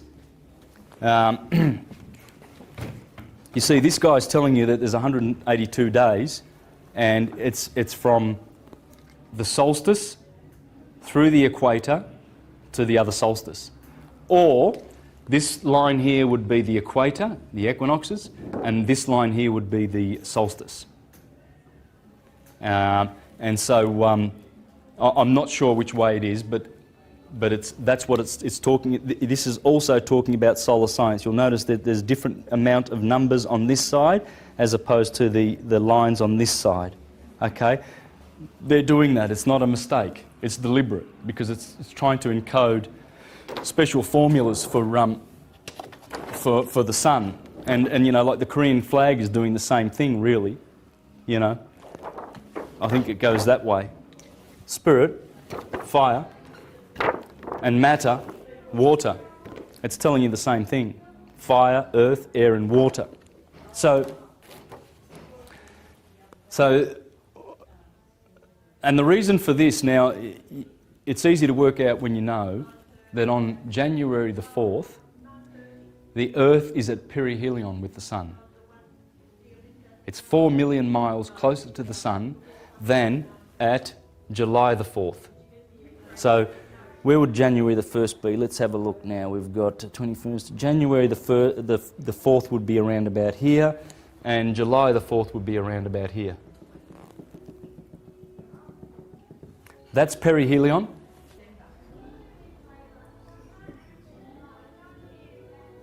Helion is the Sun. So it's basically, it's perigee. Perigee. So let's, in our elliptical orbit, if there's the Sun, our Earth will be like, in its orbit, it will be like here, closer to the Sun, 4 million miles, by the way, and it has nothing to do with summer or winter. That the Earth being closer to the Sun down here in July the 4th, January the 4th, perihelion, that has got nothing to do with the temperature. Nothing at all. That's the tilt. Okay? So this is perihelion, and this is aphelion. Aphelion is here. July the 4th. You know, when you get all your Independence Days. All countries around the world celebrate, whether it's Canada, you know, Venezuela, whatever, many countries around the world have their independence over here because the Sun is conjuncting Sirius. Sirius is the one who gives independence and freedom. She is the Statue of Liberty. It's Sirius, the mother of the system. She dominates the whole star system that we're in. Okay, so that's why there's drag. Obviously there's drag because if we're in a binary with Sirius, this is how it would work. There's Sirius and there's our Sun, and we have an elliptic orbit, right, that we go around. Sirius also does this, like that. So there's our Sun, and our Earth is going around anti-clockwise like that in its orbit. And so this would be, here would be perihelion. And here, so here the Sun would be in Capricorn, and here the Sun would be in Cancer. So you see what's happening is because these two stars are flying towards each other, and by the way, Sirius is hurtling towards us at 12 miles a second. She's flying towards us, man. And with that Sirius B going around it. And every time Sirius B goes around, there's havoc on the Earth. Havoc. And she's hurtling towards us. So her speed coming, she's blue shifted now because for 12,000 years, Sirius has been observed to be red, right? When she turned the corner and they're hurtling towards each other, what's happening now is the Sun is being pulled up, and of course it leaves all this drag, which is this drag here. Right? Because when the Sun is in Sirius, when the Sun is heading towards Sirius, and it's in that sign, it's being pulled up. That's the drag. But that is also explained by the vortex solar system. Okay. Now in 5 minutes we're going to have a break. So get a coffee and walk around a bit. But I've got some juicy stuff in the next 2 hours. Some really good stuff. I'm going to spend a lot of time on the diet of the philosophers, okay, and stuff like that, and I want to try and go through a whole bunch of quotes and stuff from various books and sources that establish this as a science. What do you think of that? Now, I'm just going to read something really delicious from this book, Alvin Boyd Kuhn, and it's called The Tree of Knowledge. Just magnificent, explaining how our descent into matter and the experiences we acquire with this fleshly body, with conditioned consciousness, Because you see, as we descend through those rings of those planets, we get conditions placed upon us. And they are heavy cloaks, heavy garments that the planets bestow on us. And in effect, they are handicaps, really, obstructions that we have to surmount. So, but in our ascent, this is a beautiful little illustration that Alvin Boyd Kuhn makes to help one appreciate what's going on. He says, we can conceive the dramatist as desiring to veil the open sense by a playful ruse. Well, he's talking about this drama, this story of us coming down. He says, much as a rich and indulgent father, head of a great business concern, would offer his son full participation in the enterprise, yet at the start of the son's serious career, he would say to him, you are to be one of us in the management, but lest you try to take hold of your prerogatives before you have mastered all the details of the business, to know the right from the wrong course of procedure, I must send you out into the factory to learn it all from the bottom up. Yeah, sweep some floors, boy. And then when you learn all the, the mechanisms and, all the procedures, then you'll be fit to sit in my seat one day. So this sums up almost incontestably the gist of the logic of the situation. Let the argumentative chips fall away where they may, and it does bring out rational light when all previous exegesis has left the matter shrouded in Stygian darkness. It may be the final basis of all sanity in our religious psychology to understand that even God cannot give unto his children, beloved children, the bliss and blessedness of divine life without imposing on them the ineluctable condition that they earn the right to it by developing the capability for it in the time-tempting mill of evolution. Well said. Alvin Boyd Kuhn. Anything you read of Alvin Boyd Kuhn, and this is a must. Okay? Who is this King of Glory? Because he has exposed all of these dramas in here and how Jesus is the Son, S-U-N, of God in the skies. But what it means to us is consciousness. It's also referring to consciousness. It's also referring to our heart chakra. It's also talking about electricity. L. You see, why do you think the light and electricity was called electricity with an EL, L. That's one of the Elohim. Well, because that's where it comes from. Electricity comes from L. So now just a few other little interesting points. He's got such exquisite language that I just have to read some more of his.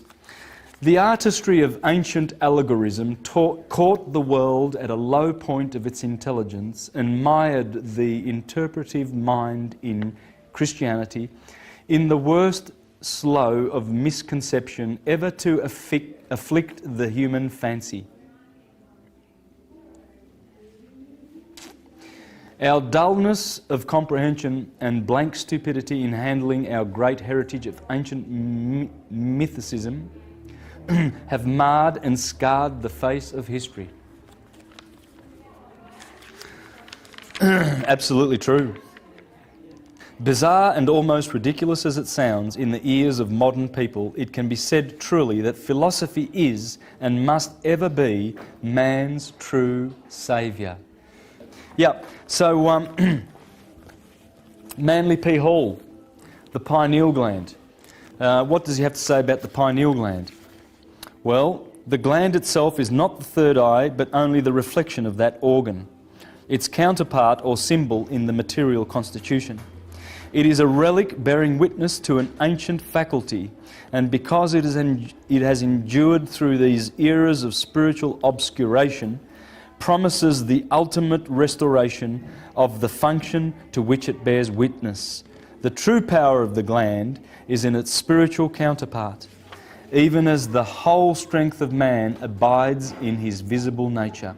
The true third eye cannot be seen by the ordinary vision, but is visible to the clairvoyant as a vibrant spectromatic aura surrounding the outer body of the gland and pulsating with an electric light. The first Sephirah, Kether, everything I've just showed you, this is what syncretism is all about.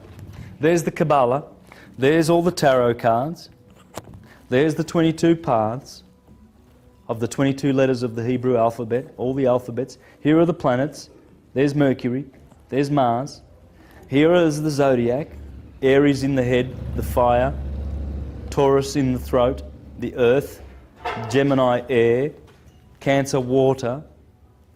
This is the whole system. Here's the Eastern chakra systems, you see, and how they correspond with the Jewish. So this one here gets 2. There's 2. And this one here, the blue chakra, the throat chakra. And this one. You see, this is supposed to be the pineal gland. And this is supposed to be the two hemispheres of the brain. You see, and in this system there's Kether. And what he's saying here is Kether, the crown, signified the pineal gland. And that the next two Sephiroth, Chokhmah and Binah, one placed on either side of it, were the 2 lobes of the cerebrum. Marsilio Ficino was the guy who translated the Hermetica, and basically the guy who spoke about the Prisca Theologia and reminded the world of the ancient teachings of Hermes. And he spoke a lot about the sun and the planets and how they work. Right? So I'm just going to read a little bit from this book. The first book of the Hermetic opus contains a story with familiar Gnostic themes. Pymander, the divine mind, of course, this is Marsilio, he translated the Pymander. Pymander is the mind, the 12, that's the mind over matter. See, mind is 12, matter is 7, okay? So he was the first one to translate it, so he should be able to talk about it. Appears to Hermes, and so divine mind appears to Hermes and describes the origin of nature. God brought forth a demiurge, he relates, a god of fire and breath,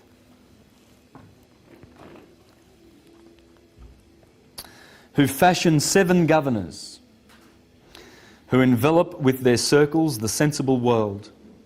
All of the lower world depends upon the 7 governors.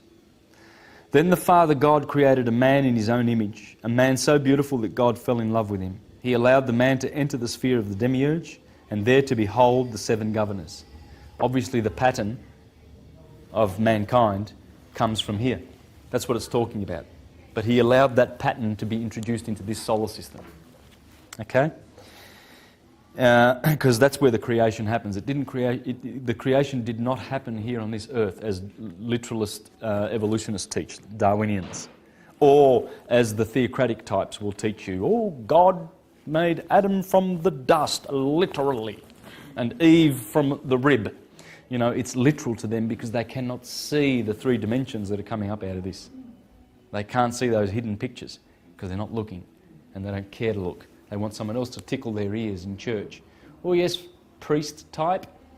You know, who cares what you do in your private time? Probably, you know, with little boys. They don't care about that. And they offer no protection to their children when they bring them to church because there is no protection for children in any of the Christian corporate churches because they don't deal with pedophiles in, you know, with justice and out there and the law and the police and everything. No, it's all in-house. We take care of this in-house because we don't want Jehovah's name to be spoiled. Poor Jehovah. And of course God is concerned about that, isn't he? Oh, don't you dob Brother Smith in because he's just raped 6 boys in the congregation. Don't you do that. I've got a name to protect up here, please.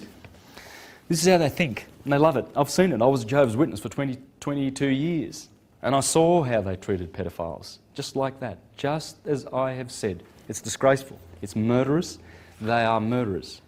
This is what frees. Then the Father God created a man in his own image, a man so beautiful that God fell in love with him. He allowed the man to enter the sphere of the demiurge. That's Kronos, the demiurge. He's the boss of the demiurge, Saturn. And there to behold the 7 governors. They too fell in love with him and gave him part of their rule. Finally, the man broke through the circles of the governors to know the power of God himself. And that's what we're doing today. We're learning how to break through the circles of the governors to get to God himself, which is who? None other than you. Because there ain't no God out there but you. It's all us. It's all one. One consciousness. And that's what these guys knew. And they were trying to save us from the division of all the 30,000 Christian denominations that have separated us. Methodist on one corner and Presbyterian. And they all say, oh, it's good to have the churches in our community because it brings unity into the community and it brings cohesiveness and all sorts of Christian values. Really? No. The opposite. They are very perverse and divisive. And we'll never get any of this. Never. Until the churches are gone and religion and spirituality returns. Gifted with all of this power and knowledge, the man realised to nature below the beautiful form of God, and nature loved him, having seen his beautiful features reflected in the water and his shadow on the earth. The man too saw a form like his own reflected in the water and wished to be united with it, a wish immediately accomplished. Nature and man were united in love. Chaos and eros. Love and chaos. Thus, mankind has a double nature, mortal in his body, immortal in the essential man. His mortal nature is under the dominion of the planets, but his immortal nature is not. That's reading from page 56 of The Planets Within of Marsilio Ficino. Now, the Red Sea is your blood. Alvin Boyd Kuhn again. Turns up in all the interesting books, this guy, because he writes them. And these are the books that you shouldn't read if you go to church. Because you'll get all confused and the devil will pull you away from church now, he will. And he'll deceive you. And he says here, for if Proclus is right, those infinite points of light are the scintillating brain cells of the mind of God. It is declared that a normal human brain has 4 quadrillion brain cells. We can generously allow God a few quintillions at least. That's what astrology is. It's studying the anatomy of God. God being the physical universe. You see, in this Hermetic system there are 2 gods. There's the causal God, who remains still. And that God there is probably best described by Pseudo-Dionysius when he talks about this wonderful cause. Let me just share a little bit from here. He talks about divine names, okay? Because this guy is a Neoplatonist of the 4th century, and he's not going to put a name on God. You know, the Hindus call it Anama, with the privative A in front of Nama. Nama means name. Anama means no name. You don't name this dude. You don't name it. There's no name. If you can name it, it's not him. It's not it. It's something else, and you're fooled. Okay, so this is what they say. This is why we must not dare to resort to words or conceptions concerning that hidden divinity which transcends being, apart from what the sacred scriptures have divinely revealed. For if we may trust the superlative wisdom and truth of Scripture, the things of God are revealed in each mind in proportion to its capacities. And the divine goodness is such that, out of concern for our salvation, it deals out the immeasurable and infinite in limited measures.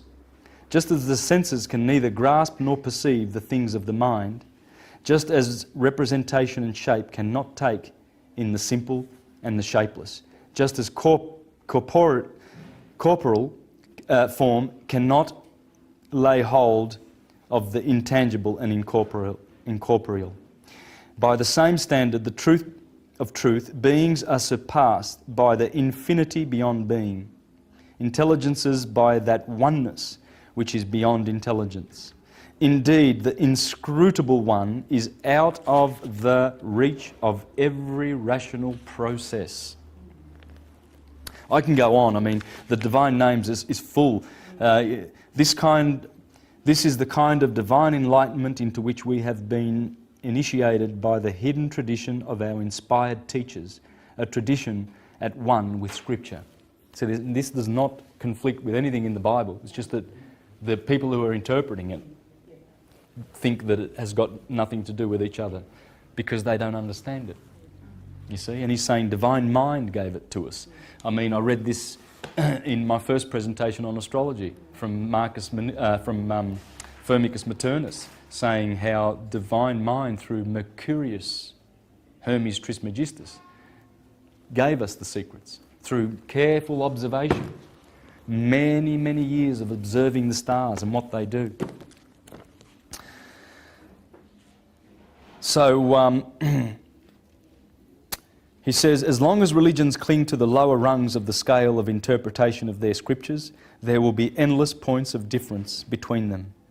If they will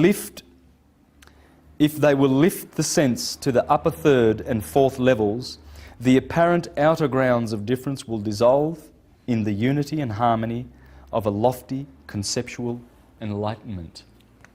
Here's another great one, Manly P. Hall, the Occult Anatomy of Man, in which here he explains that the Holy Land is the body. And he exposes all of these from the Scriptures. I'll just give you some examples. The sacred river is the spinal canal, which has its source among the peaks of the mountains. The holy men in their retreats represent the spiritual sight of the human brain, and there are 7 sleepers of the Quran who must remain in the darkness of their caves until the spirit fire vitalizes them. The brain is the upper room referred to in the Gospels, where Jesus met with his disciples. And it is said that the disciples themselves represent the 12 convolutions of the brain. It is these 12 convolutions which later send their messages by means of the nerves into the body below to convert the Gentiles or preach the gospel in the Middle Earth. You see? So Jesus is up here, the king, and the 12 convolutions of the brain. And through the nervous system, he sends his disciples to go preaching to the Gentiles below.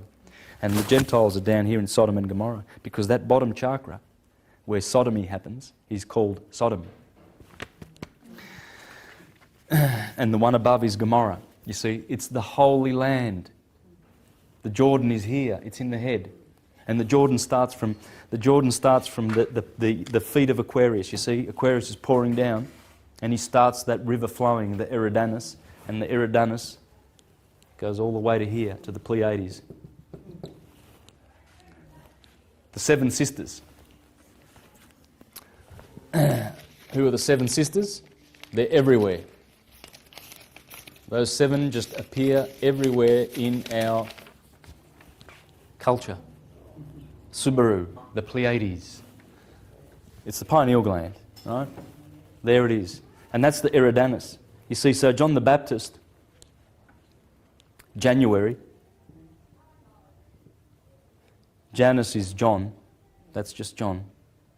Don't be fooled. This month used to be called the baptism month, because as the sun climbs up from the 25th of December here, he gets a hell of a baptizing by January the Baptist, the water bearer. And he says, look, the Lamb of God who takes away the sin of the world. And he baptizes him in the Jordan. That's the Eridanus. There's a lot of this stuff in here. Okay, I'm not going to be able to dwell much on this, but Pythagoras taught on the internet. Or you can go to the Theosophical Society on Russell Street. They have a lot of this Manly P. Hall stuff, and most of these guys, you can order it through them.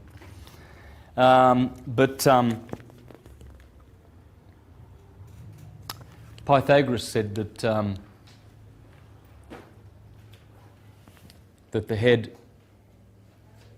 head of the human being is where the northern stars are. And that's where Cephas is. See, Cephas, right, is in the constellation of Pisces, over here. Cephas. That's another name for, in the Bible, for the Apostle Peter. Jupiter.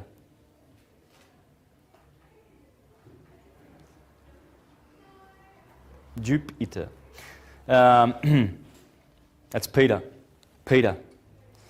And this is the head, you see, according to Pythagoras. And also on the throne there is Ursa Major from here, you see. They all, Ursa Major and Ursa Minor, they all are close to the throne of God, which is all the stars that encircle the northern pole in the northern hemisphere. That's it there. Polaris is right at the top. It's an acupuncture point. Polaris is right here. And the whole system, this is the dome.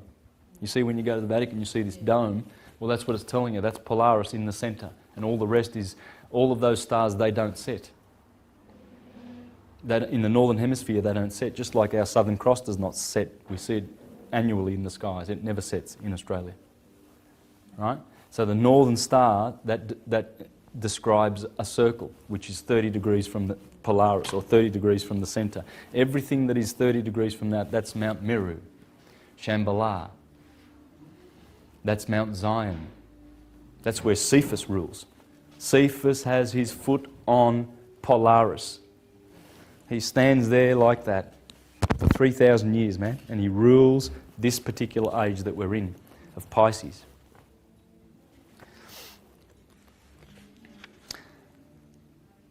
So the spirit not only leaves, but also enters the body through the crown of the head, probably giving rise to the story of Santa Claus and his chimney. Chimney.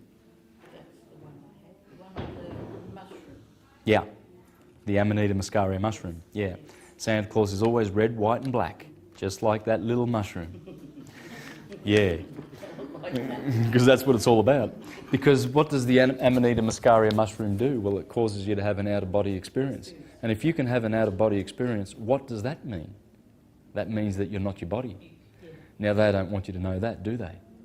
The Vatican has spent so much money in putrid, filthy, lying propaganda to make us believe that we are a society of slaves that are our bodies. And those bodies can go out and get a career, get a job, get a sports career. Or let's pay, let's pay David Beckham $40 million for 1 year to go to Galaxy, or whatever. So you see all these sportsmen who are getting $100 million a year. And then you see 2 billion of our brothers who are starving to death. And these sportsmen love to get on these Fox, lifestyle shows to show their, beautiful mansions in Doubleday, Sydney. And, oh yes, I've got a $5 million house in Australia, I've got a $6 million house in Liverpool. Some of our Australian soccer players, do this. Yeah, and I think to myself, you buffoons. You buffoons. You think you're your body, do you? You think you own the molecules that have assembled your house in Doubleday, do you? Well, this is the sad story for these people who have descended and gotten themselves entangled. Entangled because, you see, when we come down here, we already make our pact not to be deceived by the priest and the salesman on every corner. And you look around, man. You go to the city, Melbourne, you see the priest and the salesman. The biggest and the best buildings are the cathedrals and the banks. And they work together, the bullion brokers and the people who put the spell on the money. They must put their spell on the money, and they work together, and they always have, and this cabal is about to be undone. By what? By our consciousness. All evil destroys itself like a cancer. It will eat itself until it is finished and consumed. Just watch how the Rockefellers start killing the Rothschilds, and the Rothschilds start killing the Morgans and the Schiffs and the Warburgs, and you watch what happens now.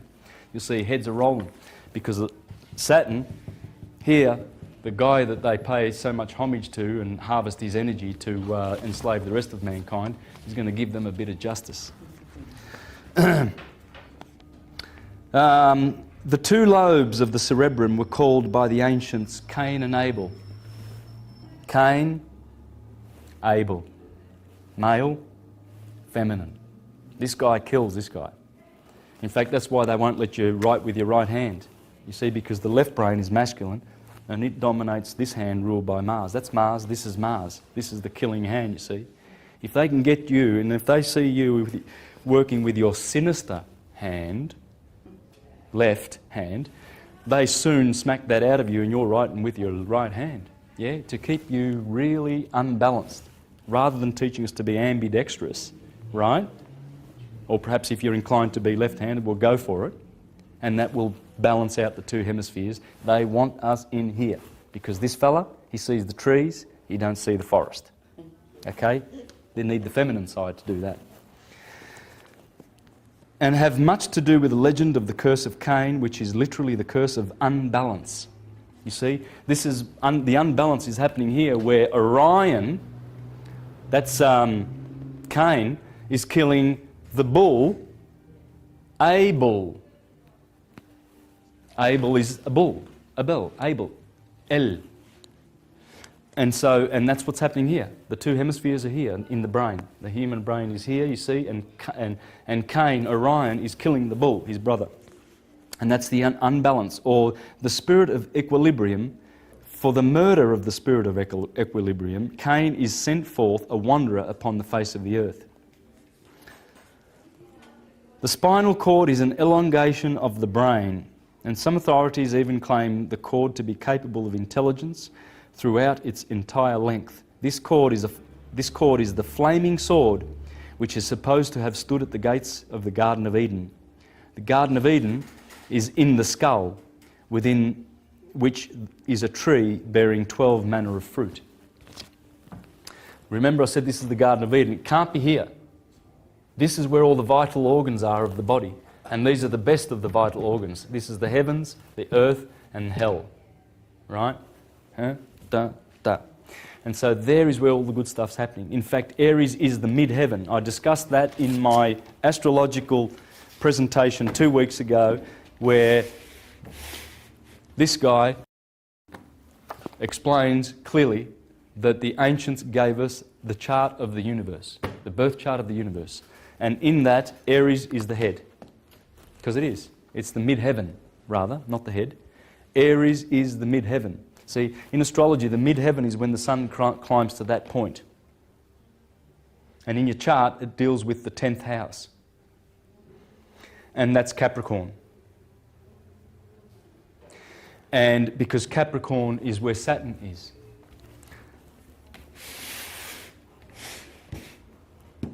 Saturn. So the 10th house, you see, although the houses go down from the ascendant, they go down this way. That'll be the first, second, third, when you're doing your astrology. To understand the meaning of the house and what it stands for, you have to go this way. So if Aries is the first house, which is to do with your life and you. Taurus is the second house, which has to do with material abundance and wealth because of Venus, etc. This one has to do with short trips and brothers. This has to do with family. Yeah, this has to do with pleasure. This has to do with illnesses, the house of death, etc. When you get to this guy, that's your mid-heaven. Because when the sun, remember Hercules climbing up to the pillars of Gemini, and he finally gets up there and he slams down those pillars because he's conquered the holy mountain. Well, that's where you get your honours, and it happens in Capricorn, where Saturn is. Because Saturn's the old man who does 30-year orbit. No one does a 30-year orbit. Jupiter's 12, Mars is 2, trumps them all. So he stands, he's old man Kronos, you know, and he stands there and he's waiting for the honours. That's why I always look at your 10th house in astrology and see what planet is there and what goods are there for you to see, you know, how you will be honoured spiritually, not necessarily by the world. You don't need to worry about that. You know, you don't have to get an Academy Award or anything like that, because that's, you need to sell your soul to get to that level. Most people, trust me, 99% of the actors have sold their souls to get to the top there. And one clear evidence of that is they're totally silent about the fact that they've been manipulated and handled by CIA controllers ever since they entered and sold their souls to Hollywood. They won't tell you that. But there's a few guys getting out there. There's a guy called Randy Quaid, the brother of Dennis Quaid, who revealed a couple of months ago about the Star Whacker Club that exists in Hollywood. There's a certain bank or certain banks that go around whacking guys like Heath Ledger, Michael Jackson to get at their estates, you see. And this bank went on record, well, at least Randy Quaid said, you can see this on the internet, on YouTube, he said, there's a bank that told me that said, we prefer dead actors, they don't get in the way. What do you think happened to Marilyn Monroe and Elvis Presley and Rudolph Valentino and James Dean, etc.? People. These guys, there's some smart lawyers that have placed themselves in Hollywood and they are there to bring you to fame and glory and then kill you and take your money. That's what they did to Michael Jackson. It was a whack job. Simple as that. There's plenty of proof. But the reason I'm going into that, on down that tangent, is the fact that this is the knowledge that will bring us back to sanity. And this is the one that they are scared of the most. This is the great heresy that has been persecuted for thousands of years, because this is empowerment. This is unity consciousness. This teaches you how to think. Whereas Rome has taught us what to think, because she likes to divide and conquer. And let who shall be deceived, let him be deceived. We're here to administer the affairs of God, because that's what they do. The Vatican administers all of the affairs of God in our courts. When you get a written summons, that's coming from a scriva notary. A scriva notary, right? Jesus in the Gospels condemns 5 classes of people, right? Unless you're aware of it. He's got the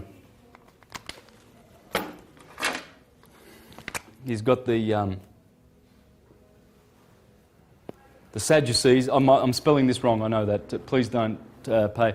The Pharisees, the scribes, lawyers, and tax collectors. That's it. And who are they? Are they still around? Oh yeah, you better believe it. These guys, scribes,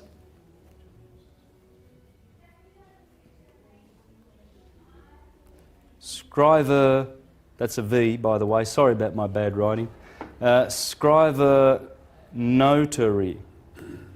Notaries. That's a writer of indulgences. I've exposed this in other videos of mine. You see the scribes? That's why he doesn't like the scribes. The Pharisees, these are people that, you know, like your priests and your money changers. These are the money ones. These are the law guys. These are the guys who get big educations to go into politics. You know, like your John Howards and your Rudds and Gillards and these creeps to run us. And you know what? They're lawyers. Oh yeah, they study law because they want to bind you. And they know how to bind you. It's called statutory legislation. It's not the law of God. We're only bound to one law, and that is don't hurt anybody. If we are all one, why are they like that? Because they've divided us. This unites. They have divided us. The elites that are doing this, dividing us, are causing you to have your label, you know, Jehovah's Witness, Mormon, Pentecostal. So we all go back to one then too. If this doesn't take over the whole planet in the next 10 years, it's all over. Okay. It's coming back. It will come back. Hermes has always promised to come back and return. Okay? One only needs to read the Lament of Hermes, right, from the Hermetica, where Hermes predicted, and so did Hesiod, by the way. Actually, I'll read these. That's why I brought these along, because you know, I don't know. I've done all my notes and I'm happy. Now I'm just sort of leaving this time to sort of deal with loose things that I brought along. Okay, so because it all pertains to the holy science, as above, so below. When you know above where all the planets are and what they're doing, you know below, and you know what's going to be happening for you. This is what, in Works and Days by Hesiod, he said, notwithstanding this, he was talking about the Iron Age, for now truly is a race of iron. He just explained the Golden Age, the Silver Age, the Bronze Age, the Hero Age, and the Iron Age. And he says this, "And the gods shall lay for sore trouble upon them. But notwithstanding, even these shall have some good mingled with their evils. And Zeus will destroy this race of mortal men also, when they come to have grey hair on their temples at their birth. The father will not agree with his children, nor the children with their father, nor guest with the host, nor comrade with comrade, nor will brother be dear to brother as aforetime. Men will dishonour their parents, and they will grow quickly old, and will carp at them, chiding them with bitter words. Hard-hearted they, for not knowing the fear of the gods. They will not repay their aged parents the cost of their nurture. For might shall be their right, and one man shall sack another's city. There will be no favour for the man who keeps his oath, or for the evildoer and the violent dealing. Strength will be right, and reverence will cease to be, and the wicked will hurt the worthy man, speaking false words against him, and will swear an oath upon them. Envy, foul mouth, delighting in evil, and scowling face will go along with wretched men, one and all." So there's no hope for the Iron Age. Hesiod said that. In the Bible, 1 Timothy chapter 3, it says, "For in the last days there shall be men lovers of violence and greedy and slanderous and etc., etc." Hermes did that. Now, of course, this is the original. This is the original. And in the Lament of Hermes, he says, "No one, I see times to come, no one will pursue philosophy with single-mindedness and purity of heart. Those with a grudging and ungenerous temperament will try to prevent men discovering the priceless gift of immortality. Philosophy will become confused, making it hard to comprehend. It will be corrupted by spurious speculation." This is long. This is a long prophecy. But Hermes foresaw because he knew the cycle. He knew that the golden age that Saturn bequeathed to Jupiter, and then Mars and then Venus and all these planets have taken over, and respectively we've been in Jupiter for 2,000 years. Jupiter's now giving back the reins to Saturn. Before that was Mars. There was a lot of wars going on in that time. And then Taurus, there was a lot of, bull worship and Mithra and slaying of bulls, and the Hindus with their, reverence for the bull, etc. The Egyptians for Hathor. It comes from the age. You see, you always honour the sign that the sun is in. For instance, during the year, you get to, this is what they call Lent, the days of Lent, 40 days. Well, they eat fish, don't they? Because of Pisces, right? And then you eat lamb, and then you eat beef. You'll see that you just look at the holidays of the religions and what they're observing, and you'll see that it all goes in with above.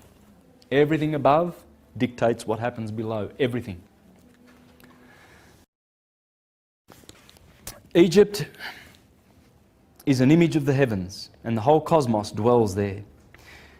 In this its sanctuary, but the gods will desert the earth and return to heaven, abandoning this land that was once the home of spirituality. Egypt will be forsaken and desolate, bereft of the presence of the gods. It will be overrun by foreigners who will neglect our sacred ways. This holy land of temples and shrines will be filled with corpses and funerals. The sacred Nile will be swollen with blood, and her waters will rise, utterly fouled with gore. But I foresee that in times to come, clever intellectuals will mislead the minds of men, turning them away from pure philosophy. It will be taught that our sacred devotion was ineffectual, and the heartfelt piety and assiduous service with which we Egyptians honour Atum was a waste without reward. Egypt will be widowed. Every sacred voice will be silenced. Darkness will be preferred to light. No eyes will rise to heaven. The pure will be thought insane, and the impure will be honoured as wise. The madman will be believed brave, and the wicked, look at it, like George Bush, turns up, in Iraq with a military uniform and hops off the helicopter, and all these idiots who watch Fox And all those buffoons, Glenn Beck and all those idiots on there spewing forth their vomitous lies, and they think, oh, George Bush is a hero, he's a hero. Well, Egypt's just telling us, they're buffoons. The buffoons are the ones that are called heroes. And the heroes, we put them in mental asylums like Ezra Pound. The true heroes, the true aristocratic, spirit-loving, wise philosophers, they get thrown into mental asylums. That's what it's saying. Knowledge of the immortal soul will be laughed at and denied. No reverent words worthy of heaven will be heard or believed.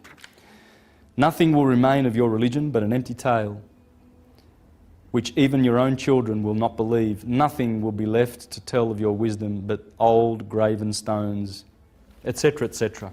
So you see, Hesiod said it, Homer said it, the Bible says it. It's the Dark Ages. It's simple as that. These are the Dark Ages. Iron, there's 2,000 years of iron and a lot of bronze here. We've had basically 5,000 years of the time of Amun, 5,000 years of the time of Amun, which means hidden, according to Stephen Miller. You see? And according to Stephen Miller, he says that Akhenaten, who was around about here, tried to bring back the age of Aten, which was here. This was the age of Aten over here, going back here. Aten, and this is Amun. 5,000 years of darkness, according to the Egyptians, the indigenous wisdom keepers. Now, the philosophers also spoke much about what we need to do in our thoughts, our speaking, our actions. For instance, Epictetus and Seneca, first century philosophers.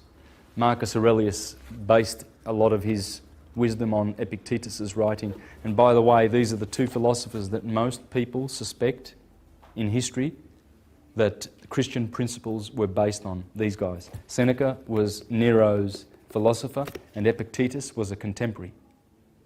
And there are scholars out there who swear black and blue that these are the two guys, because when you read Epictetus or Seneca and you will find principles that leave this book for dead.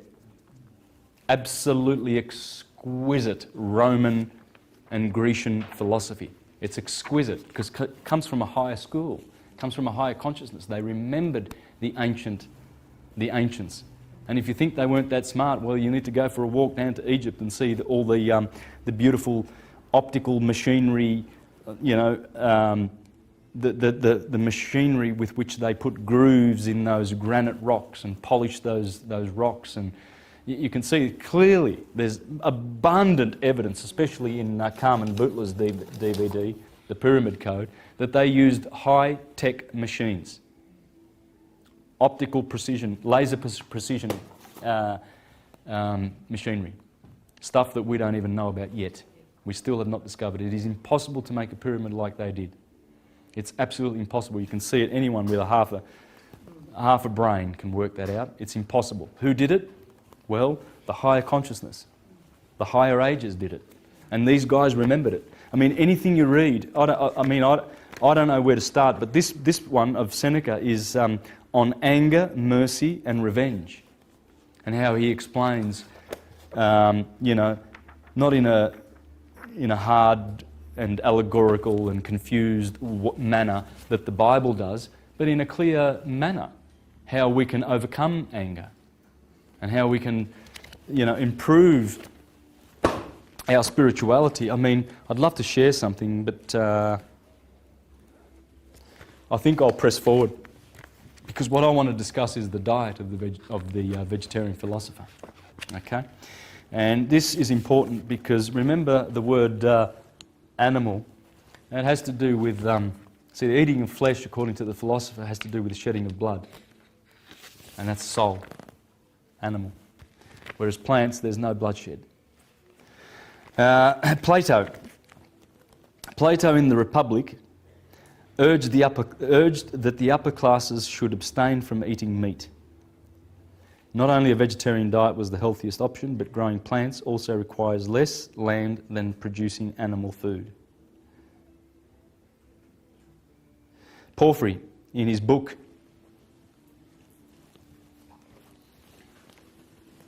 this is a Thomas Taylor version, right? Porphyry. His 4 books on abstinence from animal food. You know, they burnt his books in the 3rd century, Porphyry, because he wrote against the Christians. And Celsus did 100 years before him. Those books must be read if you want to understand who Christianity really, really is. This false, rubbish, antichrist Christianity on the scene in your churches, in the community. It's absolutely the antichrist, because this is the true Christian religion, based on science. It's not based on any kind of hocus pocus that they're teaching in the churches. Porphyry said that the concept of justice should be extended to animals, as justice in this case means not to commit unnecessary murder. Most of meat eaters justify their choice by claiming that animals are irrational and therefore not subjected to the same moral rules. But Porphyry refutes this argument by saying that this is not a reasonable thinking, as there are humans who lack rationality and yet they are protected by moral rules against murdering solely for being humans. Thus, Porphyry says that it is not completely accurate to believe that animals are irrational, as they have memory, sensations, fellow feeling and prudence. The fact that they cannot communicate properly their reasoning does not mean that they shouldn't be treated with justice. If a person comes from another country and speaks a different language, this person shouldn't be punished because others cannot understand what he or she says. Marsilio Ficino, the guy who we just spoke about, the Renaissance master, said he argued that a vegetarian diet could help a person elevate consciousness and purify the body. He encouraged his followers to become vegetarians and abstain from anything that could enslave the senses, such as the kind of bodily pleasures that could dominate the mind. Plutarch, in his tractate on the eating of flesh, he argued that people are not naturally carnivorous, but gluttony makes them cruel, as the desire to please the senses with the taste of flesh becomes more important than the life of other living creatures. Allowing animal slaughter unnecessarily only indicates that men are being dominated by their bodies. In accordance with the Platonic philosophy, Neoplatonists defend that the mind should govern men's principles. As the use of intellect, it is one of the things that differentiate humans from animals. And when the bodily instincts take over, men are usually corrupted. So the only reason why people do not want to give up eating animals is because eating flesh pleases the senses. A true philosopher must be above the senses and must not allow the instincts to overshadow the principles. Leonardo da Vinci, in letters exchanged with friends, usually mentioned piety for animals. He was a vegetarian, of course. And it is said that he bought birds at the market only to set them free. As a good Neoplatonist, Da Vinci assumed that killing animals just to satisfy one's desires for flesh was absurd. It attests to the incapability of having control over the senses. Plato called this kind of behaviour tyranny of the senses. With the intellect, when the intellect learns that something is morally wrong, but the physical body ignores this principle in the name of its satisfaction. Plutarch says, "We can claim no great right over land animals which are nourished with the same food, inspire the same air, wash in, drink the same water that we do ourselves, and when they are slaughtered, they make us ashamed of our work by their terrible cries. And then again, by living amongst us, they arrive at some degrees of familiarity and intimacy with us."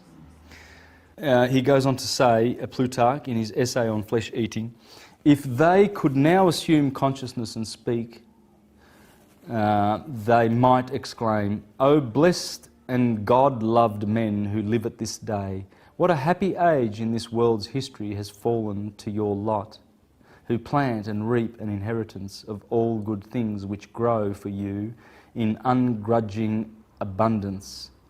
What rich harvest do you not gather in? What wealth from the plants, from the plains? What innocent pleasures is it not in your power to reap from the rich vegetation surrounding you on all sides? You may indulge in luxurious food without staining your hands with innocent blood. While as for us, wretches, our lot was cast in an age of the world the most savage and frightful conceivable. We were plunged into the midst of an all-prevailing and fatal want of the commonest necessities of life from the period of Earth's first genesis. While yet the gross atmosphere of the globe hid the cheerful heavens from view, while the stars were yet wrapped in a dense and gloomy mist of fiery vapours, and the sun, Earth itself, had no firm, regular course. Our globe was then a savage and uncultivated wilderness, perpetually overwhelmed with the floods of the disorderly rivers, abounding in shapeless and impenetrable morasses and forests. So what he's saying there is the animal feels, what a time to be alive at this, the worst time in which humans just come along and just rip your head off and eat you. That's from the point of view of the animal. Nothing puts us out of countenance, not the charming beauty of their form, not the plaintive sweetness of their voice or cry, not their mental intelligence, not the purity of your diet, their diet, not superiority of understanding. For the sake of a part of their flesh only, we deprive them of the glorious light of the sun, of the life for which they were born. The plaintive cries they utter we affect to take to be meaningless, whereas in fact they are entreaties and supplications and prayers addressed to us by each which way. Is it not the satisfaction of your real necessities we deprecate? It is not the satisfaction of your real necessities we deprecate, but the wanton indulgence of your appetites. Kill to eat, if you must or will, but do not slay me that you may feed luxuriously. So in other words, the animal's saying, I don't begrudge you, you need to eat. But must you slay because for your better eating? You've already got eating. There's already food out there. There's cherries and apples and bananas and carrots and pumpkins. Why does blood need to be spilled? This is the thinking we might have to address if it concerns us. Alas for our savage inhumanity. It is a terrible thing to see the table of a rich man decked out by those layers of corpses, the butchers and cooks. A still more terrible sight is the same table after the feast. For the wasted relics are even more than the consumption. Have you seen this? I'm privileged to be able, I'm a musician, a professional musician, so I get to do corporate functions, So, you go to a function of, say a bank break-up party at the end of the year or something, right? And you see all these diners and all these intellectuals that go to celebrate the corporation, you see, and I get to play and watch their behaviour. And I see how much food, they've got the choice of grapes and watermelon and all sorts of carcasses. They bring out fish and they bring out meat and they bring out all sorts of food. And as Plutarch says, the wasted relics are even more than the consumption. And yet people are starving to death on this planet. These victims then have given us their lives uselessly, as other times from the mere niggardliness. The host will grudge to distribute his dishes, and yet he grudged not to deprive innocent beings of their existence. Well, I have taken away the excuse of those who allege that they have the authority and sanction of nature. That man is not by nature carnivorous is proved in the first place by the external frame of his body, seeing that to none of the animals designed for living on flesh has the human body any resemblance. He has no curved beak, no sharp talons, no claws, no pointed teeth, no intense power, or stomach, or heat of blood, which might help him to masticate and digest the gross and tough flesh substance. On the contrary, by the smoothness of his teeth, the small capacity of his mouth, the softness of his tongue, and the sluggishness of his digestive apparatus, nature sternly forbids him to feed on flesh. And that's what Sri Yukteswar says in The Holy Science. There's a chapter there on flesh. And it's absolutely not for human consumption. You know, and it really upsets me when people who take the philosophical stance and try to be teachers, you know, in the truth movement and etc., and who do the opposite, you know, and teach that it's beneficial. And I know that people are doing this, and it just really, really makes me so distraught. It's absolutely not beneficial at all for anything. There's nothing beneficial in eating flesh at all. Not a thing. Nothing. You know, it's toxic. As they say, it's, you know, it's a waste of soul, animal being soul. But anyway, this is the thing that more one studies and deepens his level of appreciation of the spiritual and the metaphysical of all of this, the more one then sees the need to adapt. You see, there are many things that we can do. Now this establishment, Magpie House, is dealing with yoga, right? So George is teaching yoga, and this is a physical and spiritual thing to practice. It has both benefits. You see, physically the yoga is just a magic for the body, but it's also a spiritual thing. You see, and this is why a lot of churchgoers will say, "Oh, yoga, oh, that's from the devil," right? It's from the devil. Yoga, you know, stretching, and filling your mind with good information is from the devil. But you see, these are some of the things that we need to look at. Are we exercising and stretching with the good food that we eat, the good light food? Because raw food, and if you can add more raw food into your diet, you get more light, right? Because it hasn't been burned, cooked, grilled, roasted, fried, or anything like that. You see, which actually destroys the enzymes in the food. But you know, things like yoga is all about stretching. You know, it's just getting all the joints moving and stuff like that. Dancing is a good way to do yoga. You know, grab a partner and do half an hour a day or something like that. Because the more light food that you eat, and that's LIGHT, raw food, the more your body can use. The body can use those atoms because they haven't been destroyed. You know, they haven't lost an element like an electron, which is what causes free radicals. You see, and processed food is like that. That's why they cook it to death. It's fried, and cooked food is actually destroying the food, the goodness of the food.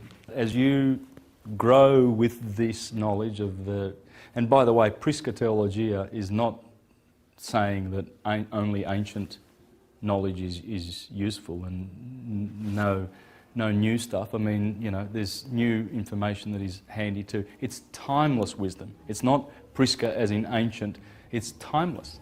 And as you learn this timeless wisdom, then you grow and you see the need to shed things that you discern for yourself that are no good for you anymore. You see, you might need to eat some fish at the moment, and because we've had thousands of years of this meat-eating tradition, we've fallen. You see, the tyranny of the senses. And in some cultures, they eat humans. They've gone one step further and they've gone to cannibalism, right? They're not satisfied with just eating animals. But we fell to that condition. It was not like that in the past. In the past, we did not do this. And I've got proof of that. You know, you've got Ovid in the Metamorphoses 2,000 years ago saying that, please, he's saying to fellow humans, because he was Pythagorean, and they were all, man, every philosopher was a vegetarian, right? So, the great philosophers, that is, all of them. And he says there that, you know, even Empedocles, the Sicilian philosopher, he was around the time of Pythagoras. 100 odd years ago, vegetarians were called Pythagoreans. Yeah, Pythagoreans, yeah. But as we go, we can make these decisions for ourselves because you know what you need and you are a priest unto yourself. Simple as that. So no one's giving anybody any hard and fast rules, and no one's standing up trying to be the best example. I'm not, certainly not. So don't. I try to tell people I'm not there to give real, deep, and specific advice of any way to live. I know yoga's good. I do it. I practice my own yoga at home. I do my own stretches and look after. I feel which muscles need, a stretch, elongation. Where I might do a little bit of dancing to relax or something like that. Breathing is very, very important to learn how to breathe. Unfortunately, a lot of people are breathing incorrectly, right? You see them do this, they suck in here and they breathe in here when they're breathing in. That doesn't make sense. If you blow into a balloon, it expands, right? So when you're drawing in, everything should be just going straight down through the diaphragm, right down the bottom. It should be sort of going all the way down to the feet, if you can. Just envisage the breath going down to the feet almost, and expansion. And then when you blow out, then you can contract. But I can see people's breathing from a long way away. I can see whether they're breathing correctly or not. That needs to be corrected first, because once you can get... and there is a philosophical school that suggests that you've been given a certain number of breaths. Yeah, you've been dished out a certain number of breaths, and once they expire, you expire. That's what they say. So they teach, and I think it's in the East where they say, so breathe slowly, because you're going to live long. Yeah. And you'll find most of these geniuses and most of these great inventors. Francis Crick, for instance, discovered DNA on LSD. Okay? This is why the likes of Aldous Huxley and Timothy Leary, advanced the idea that, we need to try some good, mind-expanding, natural plants that have DMT in there. DMT is what the pineal gland produces, you see. Dimethyltryptamine, and it causes you to have visions. This is the visionary eye. Yeah, well, the war on drugs is basically, it's a confused war, because why would they be attacking plants that are just growing like psilocybin mushroom and plants that have DMT, when they should be going after George Bush, when he declares a war on drugs, he should be going after, your barbiturates and your what other sort of drugs that are bad, not lumping them in with entheogens, psychedelics and hallucinogens, and that's what they're doing. They're doing that because they are the ones who make the drugs, they are the drug traffickers, and they've been exposed many times, so I'm not just making this up. George Bush has got a big drug pushing cartel going, and that's why he has his war on drugs, so he can get funding from taxpayer money for it, so that they've got big police force, and they're all already taking care of the drug trafficking, and they can use that to disguise their war on drugs to get people who are taking cannabis, for instance, which is a mind-expanding drug. And this is what they do. They're all very, very clever. Now, just a little bit more. We've got Porphyry now. He says, it does not follow, if we have more intelligence than other animals, that on this account they are to be deprived of intelligence, as neither must it be said that partridges do not fly because hawks fly higher. Someone, therefore, may admit that the soul is copassive with the body, and that the former suffers something from the latter. It must be demonstrated, therefore, that there is a rational power in animals, and that they are not deprived of prudence. And in the first place, indeed, each of them knows whether it is imbecile or strong. And in consequence of this, it defends some parts of itself, but attacks with others. Thus, the panther uses its teeth, the lion its nails and teeth, the horse its hooves, the ox its horns, the cock its spurs, and the scorpion its sting. But the serpents of Egypt use their spittle, whence also they are called tuades, spitters. With this they blind the eyes of those that approach them, and thus a different animal uses a different part of itself to attack in order to save itself. They likewise change their places of abode at certain times, and know everything which contributes to their advantage. In a similar manner, in fishes and in birds, a reasoning energy of this kind may be perceived. So that's what the philosopher thinks, you see. And that's where that's where we're going. This is philosophy, because what is philosophy? Phil means love, and Sophia, she's a goddess of wisdom. Right brain. We love this. We love wisdom. Why wouldn't you want to be a philosopher? A lover of wisdom? Or you want to be a doofus? You know, the dunce on the block? You'd know. And this is the knowledge that grows that. Lucius Annius Seneca. That's the guy who we just spoke about. Seneca. He was a vegetarian. He said, "Many dishes have induced many diseases. Note how vast a quantity of lives one stomach absorbs. Insatiable, unfathomable gluttony searches every land and every sea. Some animals it persecutes with snares and traps, with hunting nets, with hooks, sparing no sort of toil to obtain them. There is no peace allowed to any species of being." You have a look at those little chickens that are cooped up, and they can only face this way. And they've got their beaks have been burned off, the pain. You have a look at your cows that have had branding on their faces. Have you seen the movie Earthlings, narrated by Joaquin Phoenix? Please check out Earthlings. I couldn't show that one here, it's too graphic. It's too graphic, but it shows how what scientists are doing to animals, you know, testing on chimpanzees and injecting them with all sorts of things. I think those animals are just waiting for the morning sun to come through the window so they can be injected with AIDS and, you know, all sorts of things that Bayer and Johnson & Johnson and all of these big pharma run by the Vatican. Yeah, we don't see it. We don't see what's going on in those laboratories, but you've got little chickens and little guinea pigs and innocent little animals. Plotinus, everyone's favourite. He was in the 2nd century, Neoplatonist, student of Harmonius Saccus, I believe. But anyway, this is what he says in his 9th tractate. The intellectual principle, the ideas and the authentic existence. All human beings from birth onward live to the realm of sense more than to the intellectual.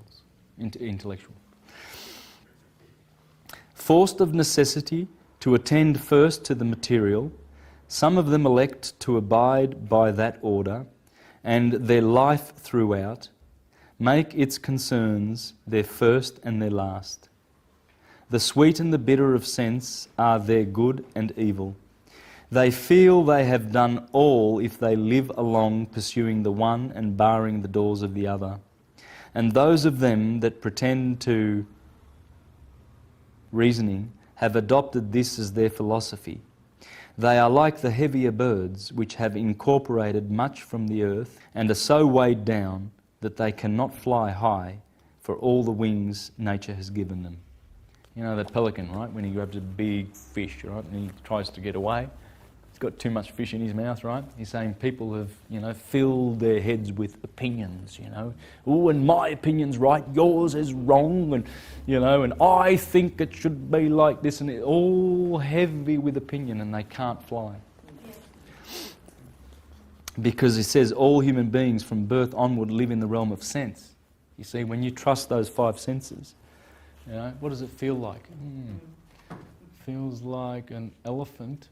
Right, right, but it could be a bear, and it's about to, you know, eat you. You know, you can't trust your senses. You can't trust your sight and your hearing.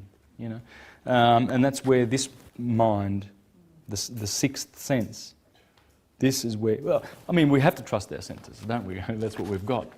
That's what the brain. I mean, I'm seeing you by virtue of my eyesight. So my brain's telling me that you're there. So I need that so I know who I'm looking at, right? But But these are pure. What is seen through the eye is not how it really is. It's the reality of appearances, you see. Just your perception, and everybody's perception can be different. That's right. Others do indeed lift themselves a little above the earth. The better in their soul urges them from the pleasant to the nobler. But they are not of power to see the highest, and so, in despair of any surer ground, they fall back in virtue's name upon those actions and options of the lower form, of the lower from which they sought to escape. But there is a third order, those godlike men who in their mightier power, in the keenness of their sight, have clear vision of the splendour above and rise to it from among the cloud and fog of earth and hold firmly to that other world. Looking beyond all here, delighted in the place of reality, their native land, like a man returning after long wanderings to the pleasant ways of his own country. You see, what they're saying is eventually the godlike one, or the one that looks for God, you know, the cause of it all, he just doesn't satisfy, he's not satisfied with studying effects, he wants to know the causes, you see. Then he returns back to that land after he does mighty searches, he searches for the truth. And what is the other place and how is it accessible? It is to be reached by those who, born with the nature of the lover, are also authentically philosophic by inherent temper, in pain of love towards beauty, but not held by material loveliness. You see that pelican? That loveliness of that fish, but it can't fly, so it gets killed. Taking refuge from that in things whose beauty is of the soul, such things as virtue, knowledge, institutions, law and custom, and thence, rising still a step, each to the source of this loveliness of the soul, thence to whatever be above, that again, until the utmost is reached. It's just exquisite. Plotinus is... here is the Nag Hammadi Gospels, okay? Now, they are hermetic. They talk about Jesus, but not as a historical person, because that's how Jesus should be spoken about. Jesus is not a historical person. In the scriptures, he is defined as the Logos. Remember? The Logos. That's where speech... See, this is the Father, the thinker, and then the Logos speaks forth, and then the Holy Spirit gets sent in Gemini to go and work. You see? So it's the Logos, it's the wisdom. It's just divine wisdom of Hermes. Everything that Jesus has ever said in any gospel can be taken directly from the mouth of Hermes. That can be proven, and it is. There's a gospel called The Discourse on the 8th and the 9th, and that's what I'm encouraging you to read. The 8th and the 9th. That's talking about the 8 rings of the octave that we live in. So they were talking about that science in the Nag Hammadi documents. Okay? So I urge you to have a read of some of those if you're interested in knowing who Jesus really is, so we can put all this back into perspective, because Rome has told us that it's a historical person, and we will only have salvation by that historical person. I've proven with all my videos, not just this one, all my presentations, that is wrong. Jesus is, in fact, the spiritual essence of who we are. Oh, look, there would have been someone historically that would have taken that name, just like there would be a historical Jesus, if you like, because the mystery school that was around in the Middle East that was churning out Jesuses was operating until Titus came along and destroyed it. Remember Titus's arch? He commemorated the destruction of the Jerusalem, and they've got the Jewish menorah. Remember that? The Arch of Titus in Rome. Well, he commemorated that. the destruction, because what they did was they destroyed one of the Mediterranean's schools where you could go and be initiated. And in the initiation you had to go through ordeals, you see. So they were actually putting people on crosses. They were doing it. They used to do this in Egypt. You know, this is why Freemasons, you know, have got all their strange rituals. It's all based on this. This is Freemasonry. And they have to, you know, go through the ordeals just like the son goes through the ordeals, betrayal, and then, you know, blindfolded, and then killed, and then he's got to climb up and run away from his enemies, you know. Satan is always there, and then he's got to conquer, and then, you know, there's the sign of exaltation of the sun, and here is the sign where, etc., etc. Right? That's what we do in our ordeals. Now, in the Middle East, that's what they were doing. They were bringing people, you know, they had to carry their cross up the mountain, and then they had to be hung on the cross for 3 days. And when they survived, the initiates, they were given a new name, and usually that name was Jesus. There's the Jesus. That's how it was known. It was not a historical person. It's the spiritual person in you. It's your soul. It's who you are. And then when one has achieved this illumination, one then is able to have the crown chakra pierced, and he is an illuminated chief, an Illuminati. There it is. There it is. And that is, you know, the vision that St. John had in Revelation. The moon, Mercury, Venus, the sun, Mars, Jupiter and Saturn. All described in the first chapter of Revelation, where it says, I beheld the Lord, and his face shone like the sun. Well, that's the sun. And he had a sword that issued from his mouth. Well, that's Mars. Mars is the martial one. He's ready to fight at the drop of a hat.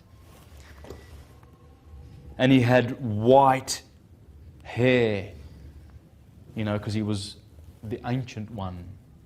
Well, that's Saturn, old man Kronos. He's got white hair. It's all grey. He doesn't got any, you know, nice dyed hair. The belt around the paps. I mean, what's Jesus doing with, you know, with some nice little boobies? Well, and what's he doing with a belt around there, like a bra? So it's a bra, basically. Well, it's Venus. So he's describing in the first chapter of Revelation, and what happens is these are the 7 vowels of the creation, the 7 planets. These are the Elohim. That's the Elohim. He was actually describing the Elohim, the solar system, our big brother as above. Whatever it does, we do. We've got the sun in here. Marsilio Ficino has had a lot to say about the sun. I want to share something with you here. The sign in which the sun is exalted, that is Aries. In this way, becomes the head of the signs, signifying the head in every living thing. Also, the sign in which the sun is domiciled, that is Leo. It is the heart of the signs, and so rules the heart in any living thing. I'm stressing that because that's what I'm talking about this in all of my presentations, you see. And the reason being is because that's how the system works. Aries is always the head. And the words for Aries have always meant that. In Jewish, Rosh means the head. In Greek, Krios means the head. In Latin, Primus means the head. That's where the primavera starts, the first season, the spring. Prima, that's Primus. Right? Right ascension begins here. There's a lot of reasons. For when the sun enters Leo, it extinguishes in many regions the epidemic of the python's poison. Moreover, the yearly fortune of the whole world will always depend on the sun, on the entry of the sun into Aries.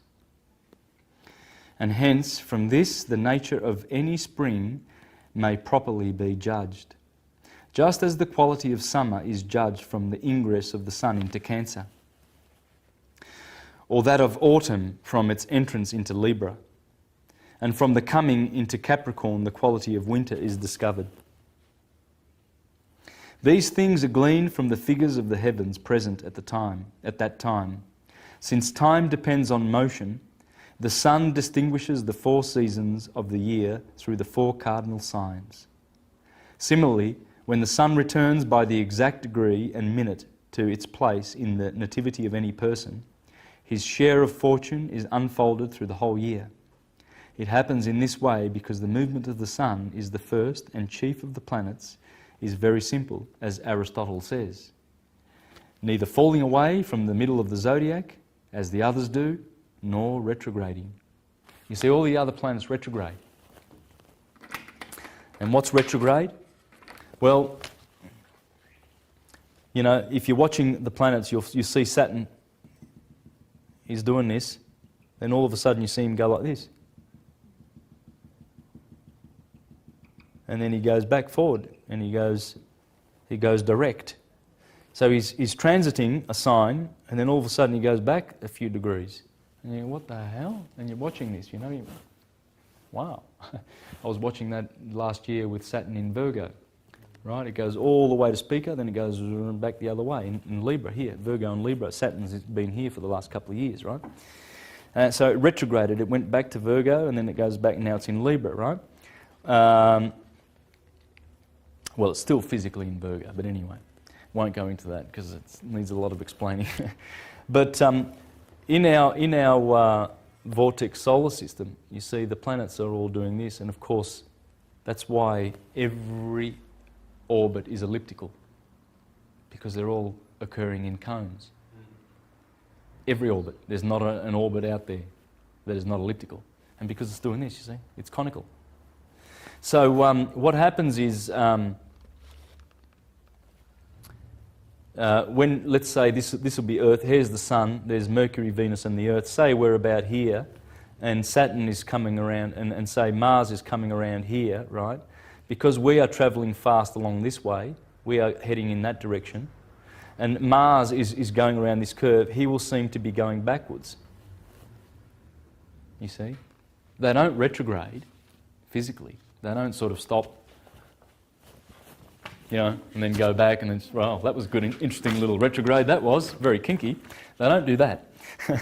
But that's how it works, because we're all following the sun in its cone, and the sun is the leader.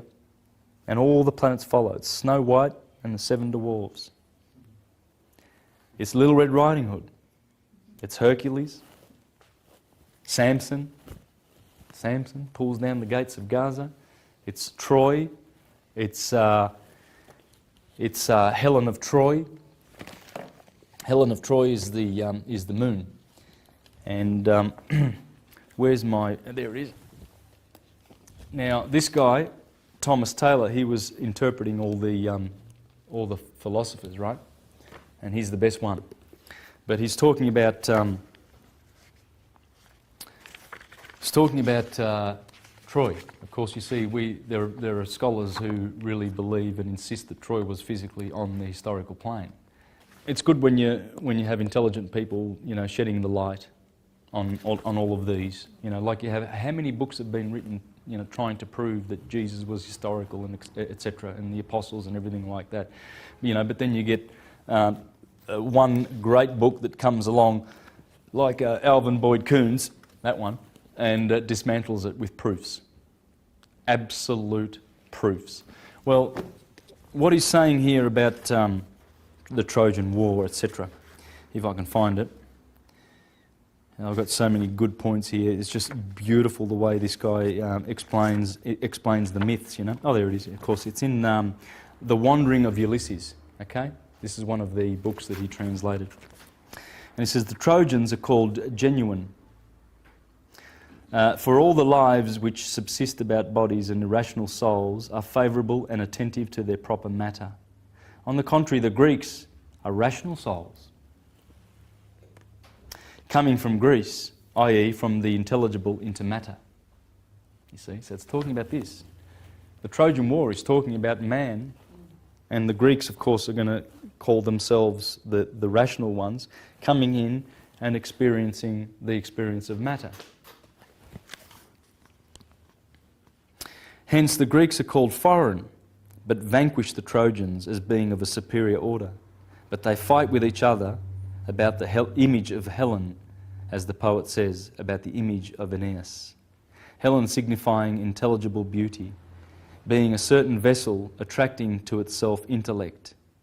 An efflux, therefore, of this intelligible beauty is imparted to matter through Venus, and about this efflux of beauty the Greeks fight with the Trojans, rational with irrational lives. And those indeed that oppose and vanquish matter return to the intelligible world, which is their true country. You see, so when Ulysses spends 10 years returning to his true country, that's 10,000 years of incarnation it's talking about. That's talking about us. 10 is just, it's not 10 years literally, it's a symbolic number. According to the... as therefore the prophet in the 10th book of the Republic... and those indeed that oppose and vanquish matter return to the intelligible world which is their true country, but those who do not, as in the case with the multitude, are bound to matter.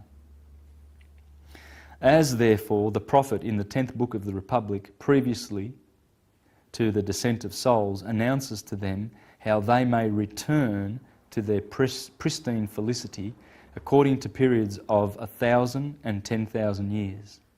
Thus also Calchas predicts to the Greeks their return in 10 years, the number 10 being the symbol of a perfect period.